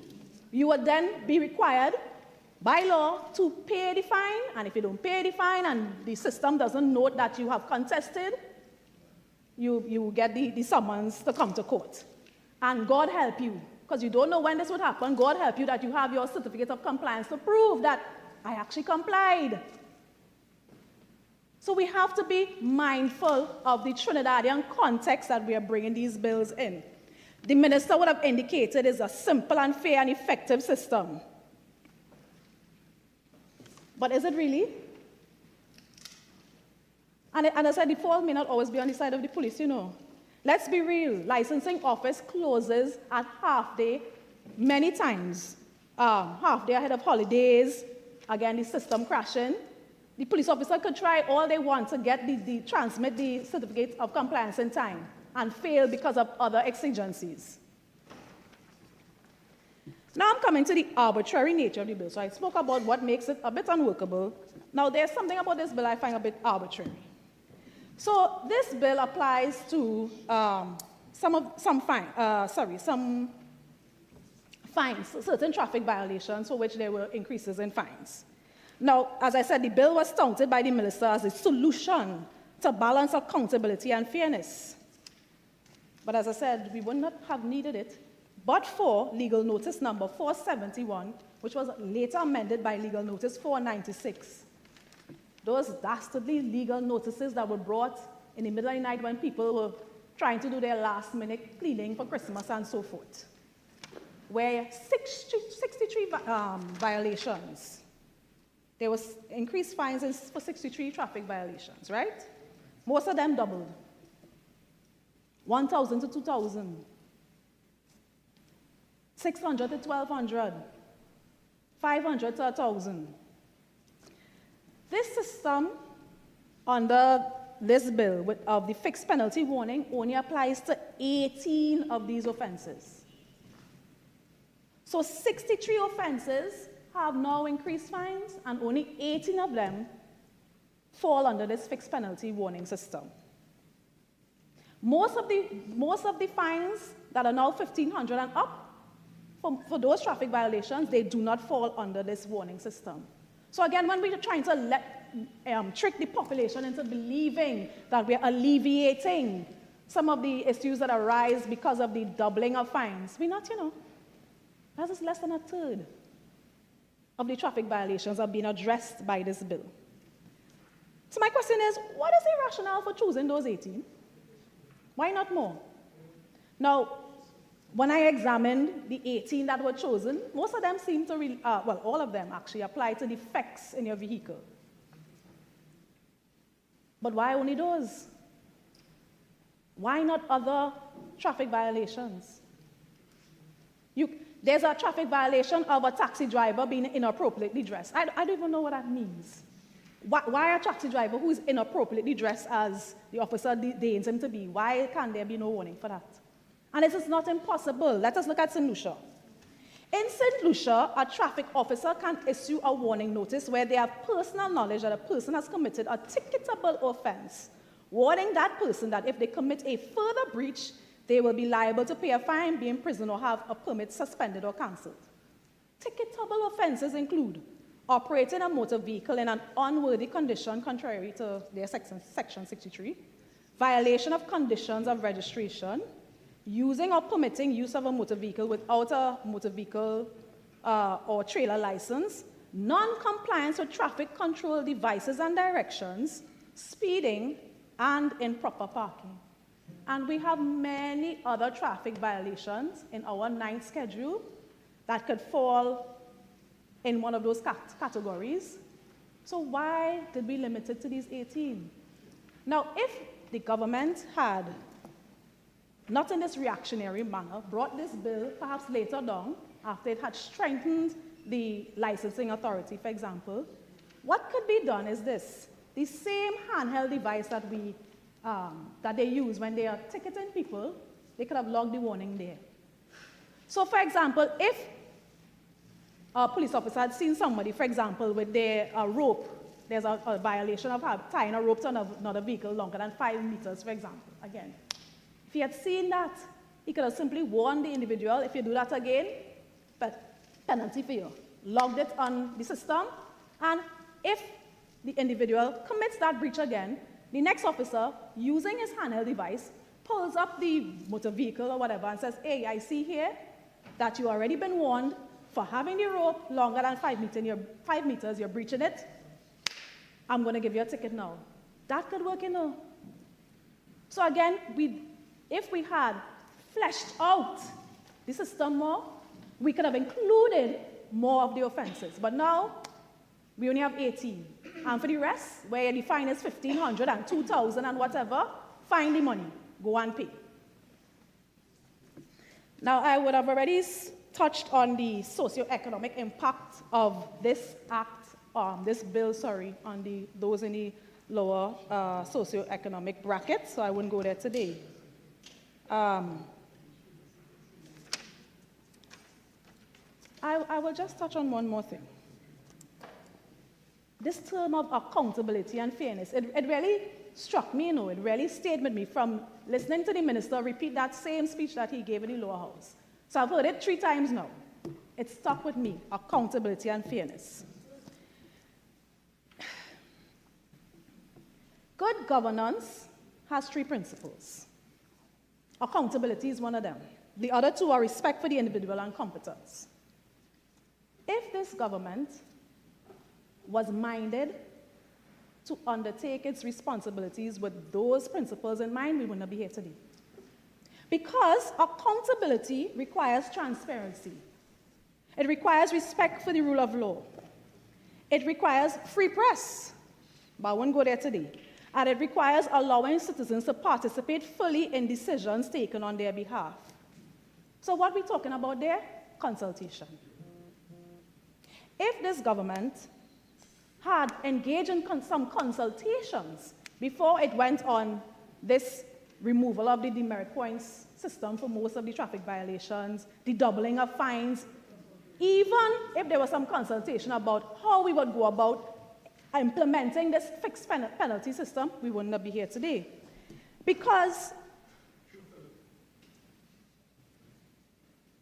there are many individuals who would have engaged in those consultations, and many individuals and organizations who were supposed to be consulted about all of those issues. We have the Maxi Taxi organization. What are their thoughts about the doubling of fines? What are their thoughts about this system? We have the Owner Dealers Association, and I know they have some thoughts because they have expressed it. I have read it in the newspapers. What about the Law Association? What about the everyday citizens? What are their thoughts about doubling of fines in these economic times? There are other ways, and that is why I disagree with Dr. Murray when she said this is not about revenue generation. It is. It is. Because if this was really about safety of the individuals, we would not have removed the demerit system. A system that was rooted in driver rehabilitation and a change of culture in this country. That is what would have been, that they would have done if they really cared about the safety. Now, the reason why I said consultation would have been a good idea, the Owner Dealers Association, they had some good ideas for humane revenue generation. So you need the money. I accept that because people are getting paid late, left, right, and center. We need the money. I accept that. They have suggested, as printed in the newspaper, that we could have registered ATVs, UTVs, and side by side to raise money. Sounds like an excellent idea. An idea, again, the government would have heard if we would have had consultation. They have suggested vanity license plates, I guess similar to what they have in America. But they would have talked about setting aside certain numbers, 000, special numbers that people used to, with the right connections, used to get in licensing. That is a humane way to generate revenue. Again, a moratorium on fines. Many individuals suggested that, but the government did not listen. And I'm not surprised that this government is not one for consultation and accountability generally. Because we have seen the reaction of the Prime Minister anytime there has been any pushback or any dissent or anyone who disagrees with some of the things she would have said. We have heard about CARICOM being an unreliable partner. We have heard about the independent senators making vapid and shallow contributions. We've heard, oh my goodness, what was said about the Law Association had me astounded. I actually thought that must have been false. I could not believe the words that were coming out of the Prime Minister's mouth or fingers, as it may be. So, accountability. That is something that is clearly lacking. But despite the fact that the government only seems to listen conveniently, I would want to join Dr. Brown in his call on the government to roll back these fines. That is, I am calling on the Prime Minister to roll back the fines. In conclusion,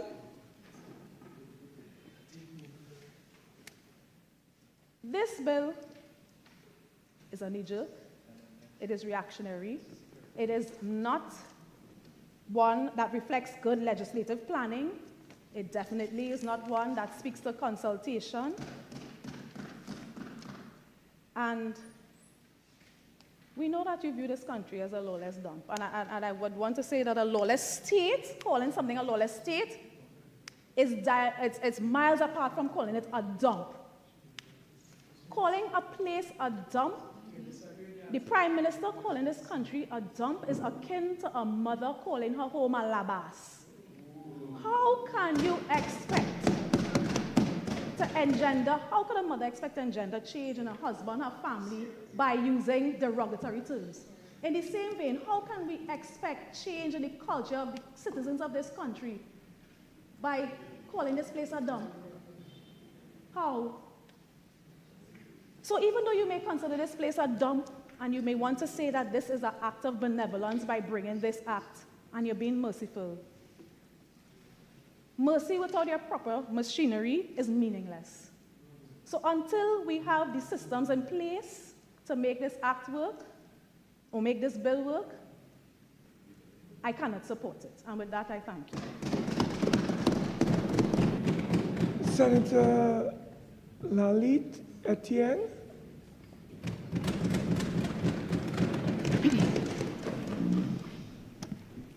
The Honorable President, I'd like to wish you Happy New Year. And to those who I did not, reach out to, I would like to wish everyone a Happy New Year. People may want to know how come a senator contributing onto a bill which deals with a lot of highly visual issues. And I'm happy to contribute towards this bill because I'm a citizen. It affects me. It affects me directly and it affects me indirectly. First, I'd like to compliment the government for the efforts being made towards, curbing the way people approach driving on the nation's road and how their attitudes towards the approach on the nation's road. And I'll give you a perfect example. Earlier night, my husband and I was traveling on the Diego Martin Main Road. And all of a sudden, he had to swerve to the left. I said, what happened? He said, somebody driving with no lights. And that's not the first time. I've also known people who are no more because of careless drivers. And that is very sad. Very, very sad. And I am happy where Senator Murray put into our minds and reminded us about our Honorable President of the country when she stated in her remarks last year of she actually being a victim, her family being victims of careless driving. What I would like to say is that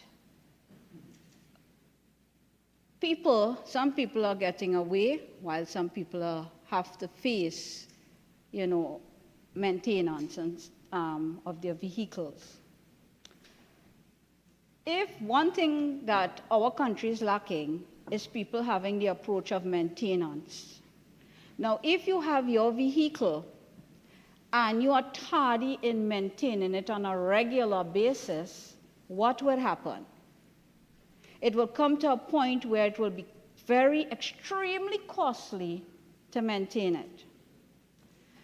And we are supposed to be law-abiding citizens. And if we are law-abiding citizens, we have to go by the law. And for some people in this country, they treat their vehicle, they want to be on the road, but there is no attention paid to the vehicle. And this bill, this law, it's there just to say that they made adjustments to it, and now they have penalty warnings for it, etc. And I believe that, the government is trying to curb the carnage that is continually being taken place on the nation's roads with people's lives. Sometimes you hear a vehicle pass and you want to know if it's a jet plane. No respect for life. If you don't respect your life, okay, have respect for the other citizens because we share a common and an equal place, all right? And every citizen have their rights. People are complaining about repairing of vehicles. I will use my husband as an example. He has a hired taxi. And a hired taxi, people are complaining about repairing and stuff like that. One, a hired taxi, well, people will think I may be driving a taxi, but I'm real updated on everything. A hired taxi, you have 1 year to renew, it's annually to renew your inspection. And when you have to renew your inspection, you have to get engine wash, underwash, Your vehicle but have to be in good regular standing as a hired driver operating a hired vehicle to carry passengers safely. And I don't see the difference, all right, in that aspect coming towards safety when having your vehicle in proper functioning condition. Then you have to pay your inspection $300, and you have to go through the whole tune-up. You have to go through handbrakes, adjusting handbrakes, and everything. And that is the aged driver on the road. He has to face that, and this is his livelihood, and he has to put aside, or he or she has to put aside funds to maintain, all right? So out of the money that he's making daily on the road, he has to put aside funds for maintenance. If you don't put aside funds for maintenance, then you have to pack up the vehicle, because at the end of the year, you would not be able to renew. For private vehicles, correct me, I believe it's 2 years. 2 years to get your vehicle in order and to be inspected. Some people have been so lawless that they have gone under the radar and have not been inspecting their vehicles.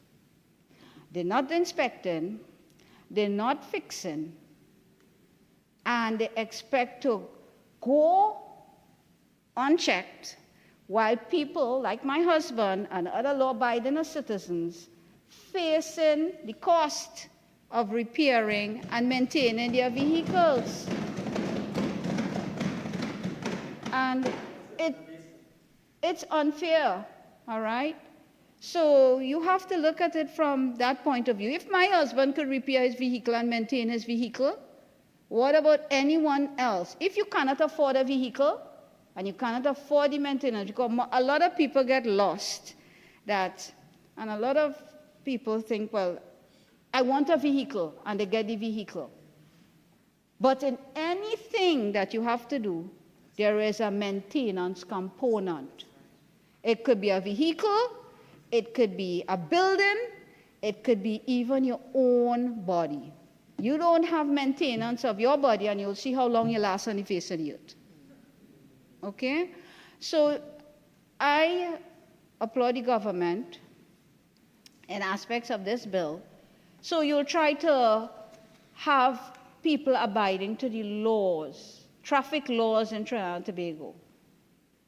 Because people driving a vehicle that is not roadworthy, if your vehicle is not roadworthy, should it be on the roads? Ask yourself that question. It shouldn't be on the roads, okay? I understand that people are going through economic crisis. I understand, what is happening. People have lost their jobs. I fully understand all of that. And Senator Bates, one of your comments you made, I would like to correct it because I have factual information for it. You said that you could get all parts in the bamboo. I am telling you, the Toyota vehicles, Toyota Yaris, since my husband have rolled it off a Barataria compound, we have to always go back to the fountain. It's $10,000 for an alternator. You can't get that in the bamboo. $10,000 for a radiator. You can't get it in the bamboo. And I'm serious. Many times it's like, and this is a hired vehicle that it has to be on the road. A simple weather guard for a back left door, there is nowhere in Trinidad you could find it. Not the bamboo. So if you could get parts for your X-Trail, I am so happy. And hear what? People don't know this until the vehicle is in their hands. And the thing about it is, when I say 10,000, it's 10,000 plus tax. Eh? So when they give you the final quote, that's not 10,000. Okay? So yes, you can get, so you might be able to get a windshield, you might be able to get a grommet. Everybody who hears about vehicles could know about grommet. All right? You can get, you know, you cannot even get a fan. What you have to do is buy a substitute fan and try to retrofit it into your vehicle. It's so sad, all right? And one of the reasons that this is all the car dealerships, they don't stock parts. Because they're going to lose, they don't stock parts. Sometimes you go and you're lucky and you say, yes. Right now, for Toyota, when you go and order a part, they will tell you up front is 2 to 4 months, according to the part. We were waited on a shock for the vehicle 4 months before it comes in. You pay for it, and you have to wait. So that is the situation there. Which brings me to a question. And I think this is one of the main issues that made me rise to my feet today. The question is to the Transport Minister, Honorable Transport Minister. As I've just explained, some brand of vehicles, the Nissan, it's easy to get your parts. A Tida, you can get your parts, and different parts you can get. Some parts you could say, all right, if the mechanic good, he go say, all right, we go make this fit. We go do something, we go do adjustment. The radiator specialist, we go do our adjustment, and we go make it fit, and we go try and use another radiator. Now, and this is the reality. You could ask any car dealership, you could ask Southern Sales, you could ask Toyota, you could ask Honda, all right. If I go and I buy a part for my vehicle, and let's say, all right, let's say for example, somebody busted my tail light. You cannot get it in the bamboo. And the only place you have to go back to is the fountain. Toyota and Barataria. You purchase the light. They don't have it in stock. I am sorry, Mr. Etienne, but you cannot get that light under 3 months. I'm telling you. Go and make an order at Toyota, and they will tell you. Okay? If you want it fast, you have to pay more money, and it's thousands of dollars added onto that to get it in a month time. And that's a month time. And anybody could do that investigation. We are going through this 5 years now. And they tell you you can't get the part now. My husband have a licensed hired vehicle to bring in income. What is he going to do? That is our big concern. I am not chastising the government, I'm just bringing the reality. What are we going to do if we pay for it and we have to wait? And the thing about it is, he has to use the vehicle on the road. He has to come and drop Senator Etienne to Parliament.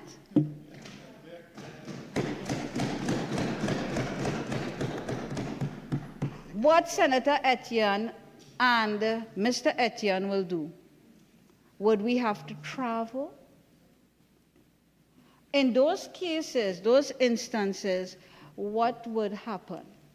Because it's not to say, and we didn't bust the taillight, we got in an accident, you have the report from the insurance company, you have the police report, because all of that they go through, the police report, you're waiting, all right, and you have everything, and that's the next thing too.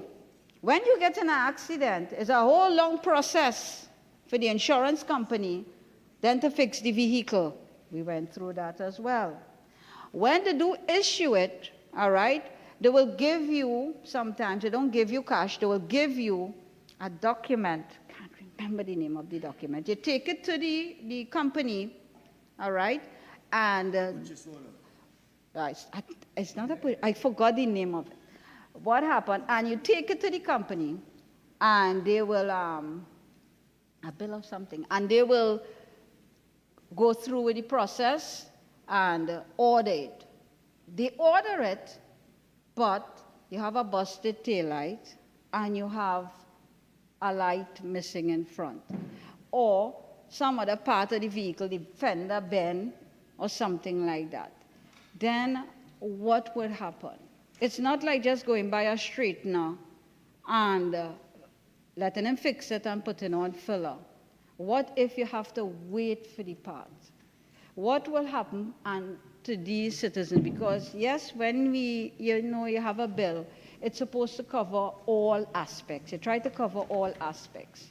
So what will happen then if that part has to take 2 to 3 months or sometimes 4 months to come in? How the Minister of Transport is going to deal with it? And it's the reality. I'm kindly asking the Honorable Minister if he could investigate it. Go reach out to those car dealerships, not the bamboo with the aftermarket parts, and where you cannot find the parts. We don't mind aftermarket parts as well, but you can't find the parts. So you have to go back to the fountain, the original fountain, and they have to, if your car comes from Japan, they have to go to a factory in Japan or Thailand in order to order it. So what would happen to a person like that, and the person may have just one vehicle? That's my big question, what will happen? And here is where the timing also, 3 to 7 days, you have to be kind of realistic. If somebody gets a warning, all right, 3 days. What if it's someone with a disability, because you have people with disabilities that have vehicles, and it has to be fixed? They would need more time. They would have to go source the money and look to get it repaired. So I find 3 to 7 days. I am not encouraging lawlessness. I support the bill. 3 to 7 days, I find it's too little bit. You can't let honest, law-abiding citizens pay the penalty for people who are lawless. And those are people who didn't fix their vehicles. I could understand that. But you can't hold everybody together, because you have the honest ones who cannot afford, or who can't, the part, they're waiting on it, and things like that. So how are you going to approach that in 3 to 7 days? And the person waiting on the part. Because when I watched that bill, I said, my goodness, what would happen to us? We fall in that category as well. So what will happen? And that is why I rose to my feet today to plead with the government. I'm not trying to encourage lawlessness, but to come up with a strategy that will cover that area, that area that is not covered. One, and you can investigate it, the time it takes for parts to come in. I know you have web source, and you have other methods of bringing in parts much faster. That is if you know, and some people go online and they order their parts so they can get it much faster. But you have to be careful. We went through that already, and what ended up happening, we got the wrong part. They shipped the wrong part to us. So are you going to spend money to ship it back, and your car's still waiting there, and you have a busted taillight? Some people, they are not all that technology savvy to go up, and you have to be very careful going online and doing online purchases. So some people can do it. Some people who know to do it, they're actually charging people to do it. So if they bring down your part, they're getting a cut in it. So how are you going to address the situation where because the citizens in the country, parts are not, we are not like those first world countries or countries that have manufacturing plants like the United States. So you can get your part, quickly.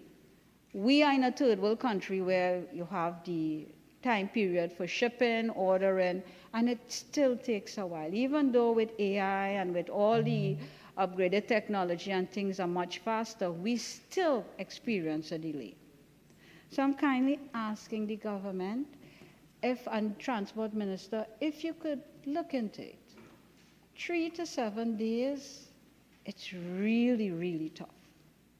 And also, how to address, if there is a strategy, if there's a system that you all could implement, if that person get that part and they're waiting on it, if there is something that they can show, some documentation, because when police officers stop you on the road, all right?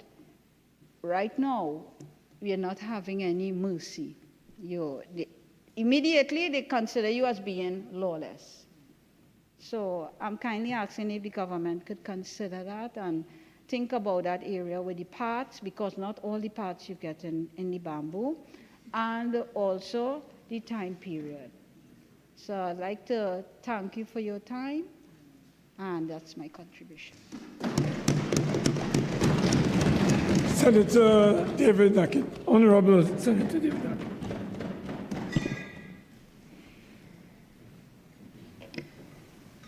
In the name of God, most gracious, most merciful.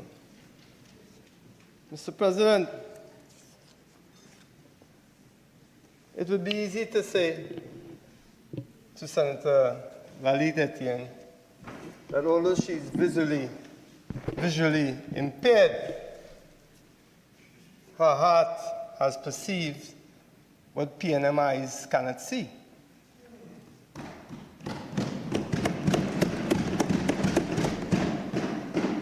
She clearly understands the larger context of this bill. And a law cannot take all the delicate calibrations and intricacies that could occur. That is just a fact. And that's why we have what we call discretion. That's why what we have a certain grace period, which the Honorable Prime Minister so rightly and with honor did in coming back and saying, okay, there are certain things, defects on a vehicle and so that people may not have noticed, we give you a grace period. They neglect to see the honesty in that. They neglect to see the courage of conviction in that. They neglect to see that is in itself a certain degree of value in governance. And we applaud the Prime Minister for that. Now let me deal with the matter at hand. I would like to say to Senator Lalit Etienne, apart from the jocularity, no one knows more than you about the bamboo, after what we just heard. Maybe Senator Brown.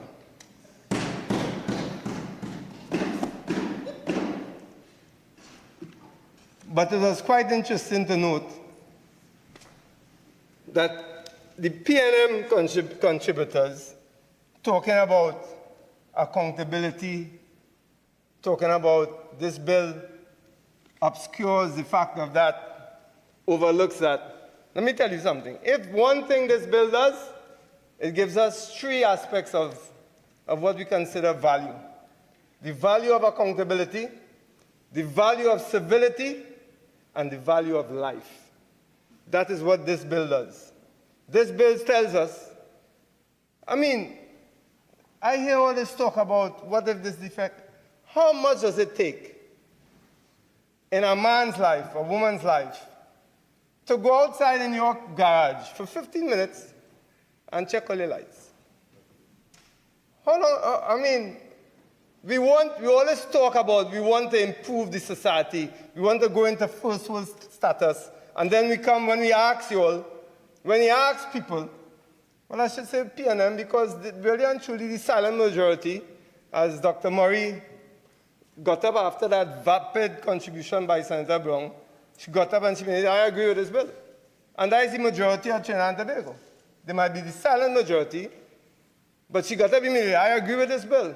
Because people want to see us evolve as a society into a society that values civility. It values discipline. We want that. We recognize the value of that. We realize the importance of having proper obeisance on the roads. We recognize how important that it is to save lives. It comes back to the value of life. Now, PNM, when you listen to them, all of a sudden, and I had to write this long, I couldn't believe all of a sudden, we now no good signs on the road. We only have one set of pothole. The police station doesn't have no equipment. They don't have no resources. Nothing right. Licensing authority, I think Senator Bates said, weak. All of this happened. In 9 months, all that happened. For 10 years, I sat on that side. And we used to ask them, the police don't have no resources. They are not working cars. They don't even have a fax machine. They don't have no paper. And they used to tell us no. Now all of a sudden, that is what happened. That is not hypocrisy, that is downright mendacity from the PNM. Mendacity.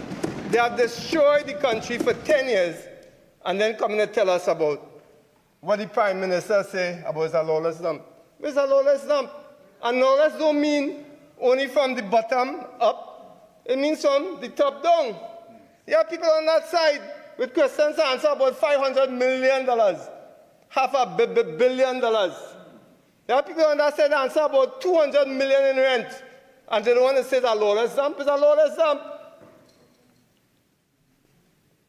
Exacerbated and demonstrated by the PNM that this is a lawless dump.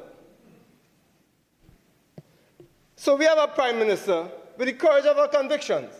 And they're talking about visionary leadership. Yes, we can say she has visionary leadership because you know what leadership entails? It entails action. Actions. Someone with the willingness to take actions. Don't come and tell us what we had in our manifesto. You'll have to understand something. A manifesto is a guide. But when you come into office and you realize what these people on that side left the country in, the state they have left the country in, I applaud any leader, especially our Prime Minister, who say, you know what? We have to change direction here. We cannot continue like they have to kick the civility can down the road, to kick the accountability can down the road, to kick the value of life can down the road. That's what they have done. And believe me, that's what they continue to do. You know why? A lawless dump. Mediocrity is a breeding ground for corruption, and that's where they thrive. That's where they thrive. They love that.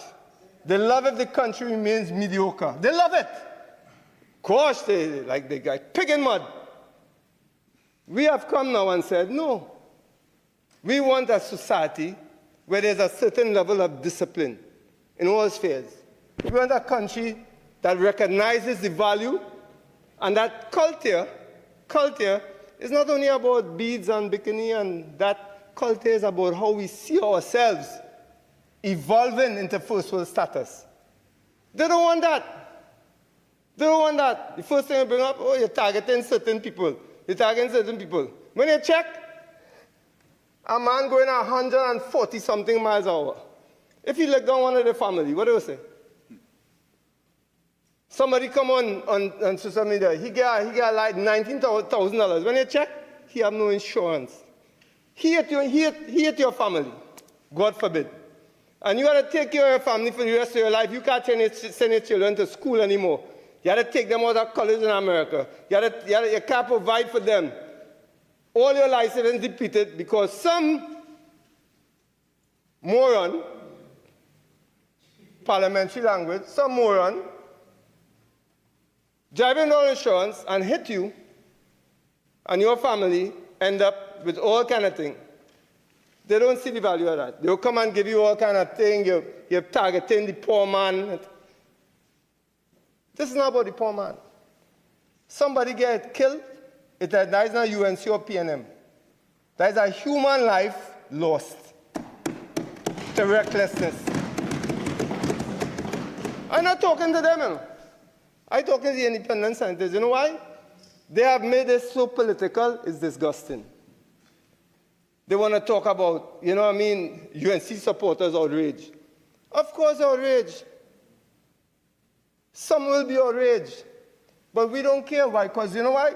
Our Prime Minister, she sees laws for all, govern all, to protect all. For her, a life lost is not a UNC life.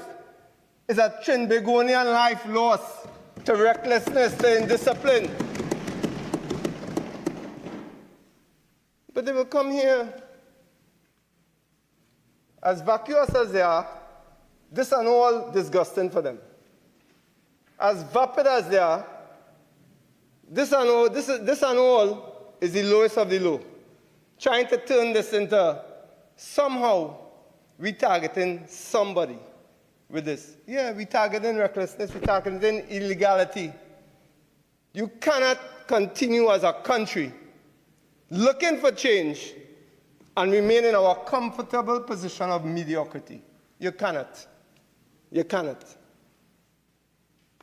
It's either we determine as a people we want to be better. We want to do what is right. And that is the purpose of the high fines. The Prime Minister realized, with her visionary leadership, that when you put people in a situation where you shock the system, it's a shock to the system. I'm not saying no. It's a shock to the system. I was the first person who went out the next day and looking, I don't want to look bad. Senator Akil was driving a car and he had a defective light. I went and I put on all the lights. You telling me I'm the only person here who could do that in Trinidad and Tobago? All the others couldn't do that? I double check, call Neil go sign to make sure my insurance up to date. That is what you have to do. How else are you going to effect change in a country like Trinidad and Tobago? We have become lawless. And I say it again, lawlessness.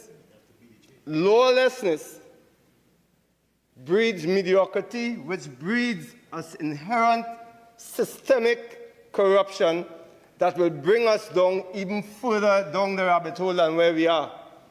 We have to have that shock to the system, and this is what it does. This is what it does. So when those 18 offenses that Senator Bates talked about, there is the Prime Minister saying, okay, I've heard the outcry, and some of these things we could have an effect of grace period for. They complain about that too. All right, so it's not 3 days or 7 days. How much do you want it to be? Huh? Give me a number. How much do you want it to be? A month, 2 months, 3 months? Eh? And then 3 months pass and then... And then, you know what? There's a reason in football where you have an immediate red card.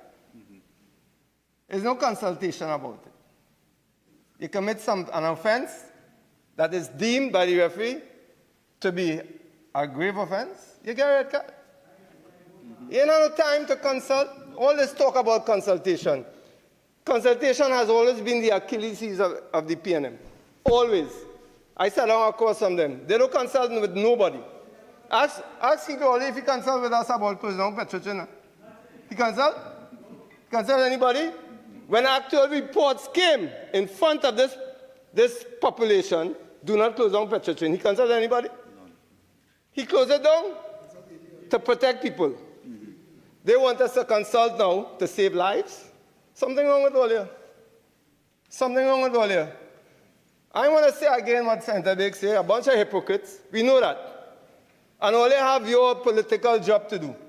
The fact remains, we have governance. We are responsible for the well-being of the citizens of Trinidad and Tobago. We have a prime minister who has decided that she's not going to kick the can down the road anymore. She has said, shut the system, wake our people up, bring them into first-class status. You think we didn't expect this kind of reaction from the PNF? You know, and they will keep riling up, keep inciting. I mean, Senator Larry said that. We have him on tape saying that. We'll bring chaos to the country. We'll bring that to the country. And then we have the same voices in the room. Archbishop Gordon, who I wouldn't say is a big fan of the UNC. You know, I mean, I've spoken in some videos about him. But yesterday, in an appropriately themed seminar or whatever they had, the urgency of now was the theme. Where he said he agrees with what we have got here. He agrees with this bill. Because the indiscipline it stinks of high heavens. If I want to be biblical, as you're talking about the Prime Minister, it stinks of high heavens, the indiscipline in this country. We know that. I certainly don't want any of my family, their lives being taken because some moron decide he wants to take a chance and drive without insurance. I go end up in jail. I'm very serious. I'm not accepting that. We have to take it to another level. And that's how we do it. So if Archbishop Gordon said that lever of indiscipline has to be pulled, we have to make sure we bring people back on the right path of discipline, the right path of moving the society forward. We're not going to consult with them who have brought the society backwards for 10 years. All this consultation talk they like to talk about, but we were given the mandate to govern for a reason. We know when we have to consult. When it comes to lives, when it comes to saving lives, we don't need to consult. We save lives. That's what the Prime Minister has done. We save lives. We act. We don't talk about it. We could come and consult about other things. But we know what we're doing. And we're asking the independent centers to give us a chance. They give them 10 years. Look how we've reached in the morass. They don't like to hear the word lawless dump, but that is where we've reached. As indicated by those representing us there, or representing whoever they represent. I would like to say to the public, the people of Trinidad and Tobago, they have their job to do. I understand that. Their job is opposition. They have to try and make the government look in a certain light. But God forbid, I mean this from my heart, this is the Islamic Catholic side of me coming out here, as my ex-father will know.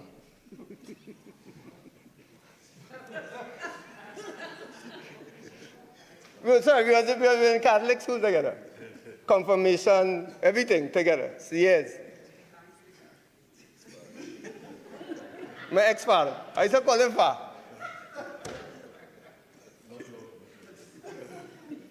God forbid that something to happen to any of them on that side or their families with the lawlessness that they are promoting just in the interest of playing politics.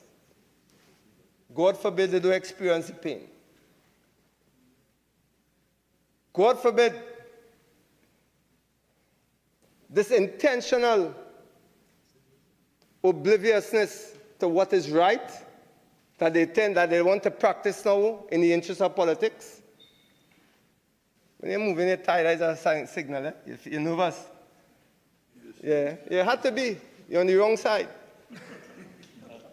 This intentional obliviousness to what is right for something so fundamental to respecting the value of human life is beyond even the PNM, or it should be. I'd like to commend the Honorable Prime Minister for having the guts I would like to say another word. It's something they don't have on our side. The guts, the courage to have something like this. I'm going to make some space for him to come out of this chamber.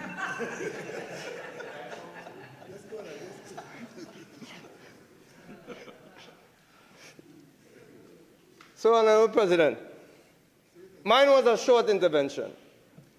I couldn't stand the utter nonsense that we heard from Senator Brown.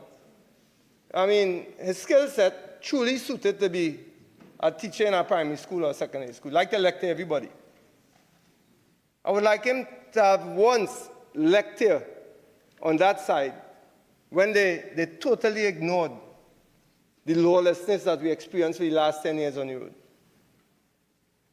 I would like them just for once, to look at the bigger picture, to forget the obscure cases that we could all bring to the table to try and make something that is good look dubious. The reality of it is the overall essence of this bill places us, Trinidad and Tobago, in an elevated standing, looking to progress as a people, looking to progress as a nation, looking to have a culture of discipline that for 10 years has been ignored and denied us. I think the silent majority of this country will agree with this bill, and I ask the independent senators to also do so. I thank you, Mr. President.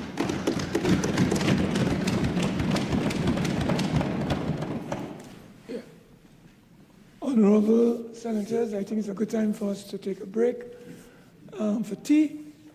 It's a late tea, but I'm going to give you 1 hour to settle your stomachs. So at this time, settle your stomachs. At this time, we will suspend until 6:30.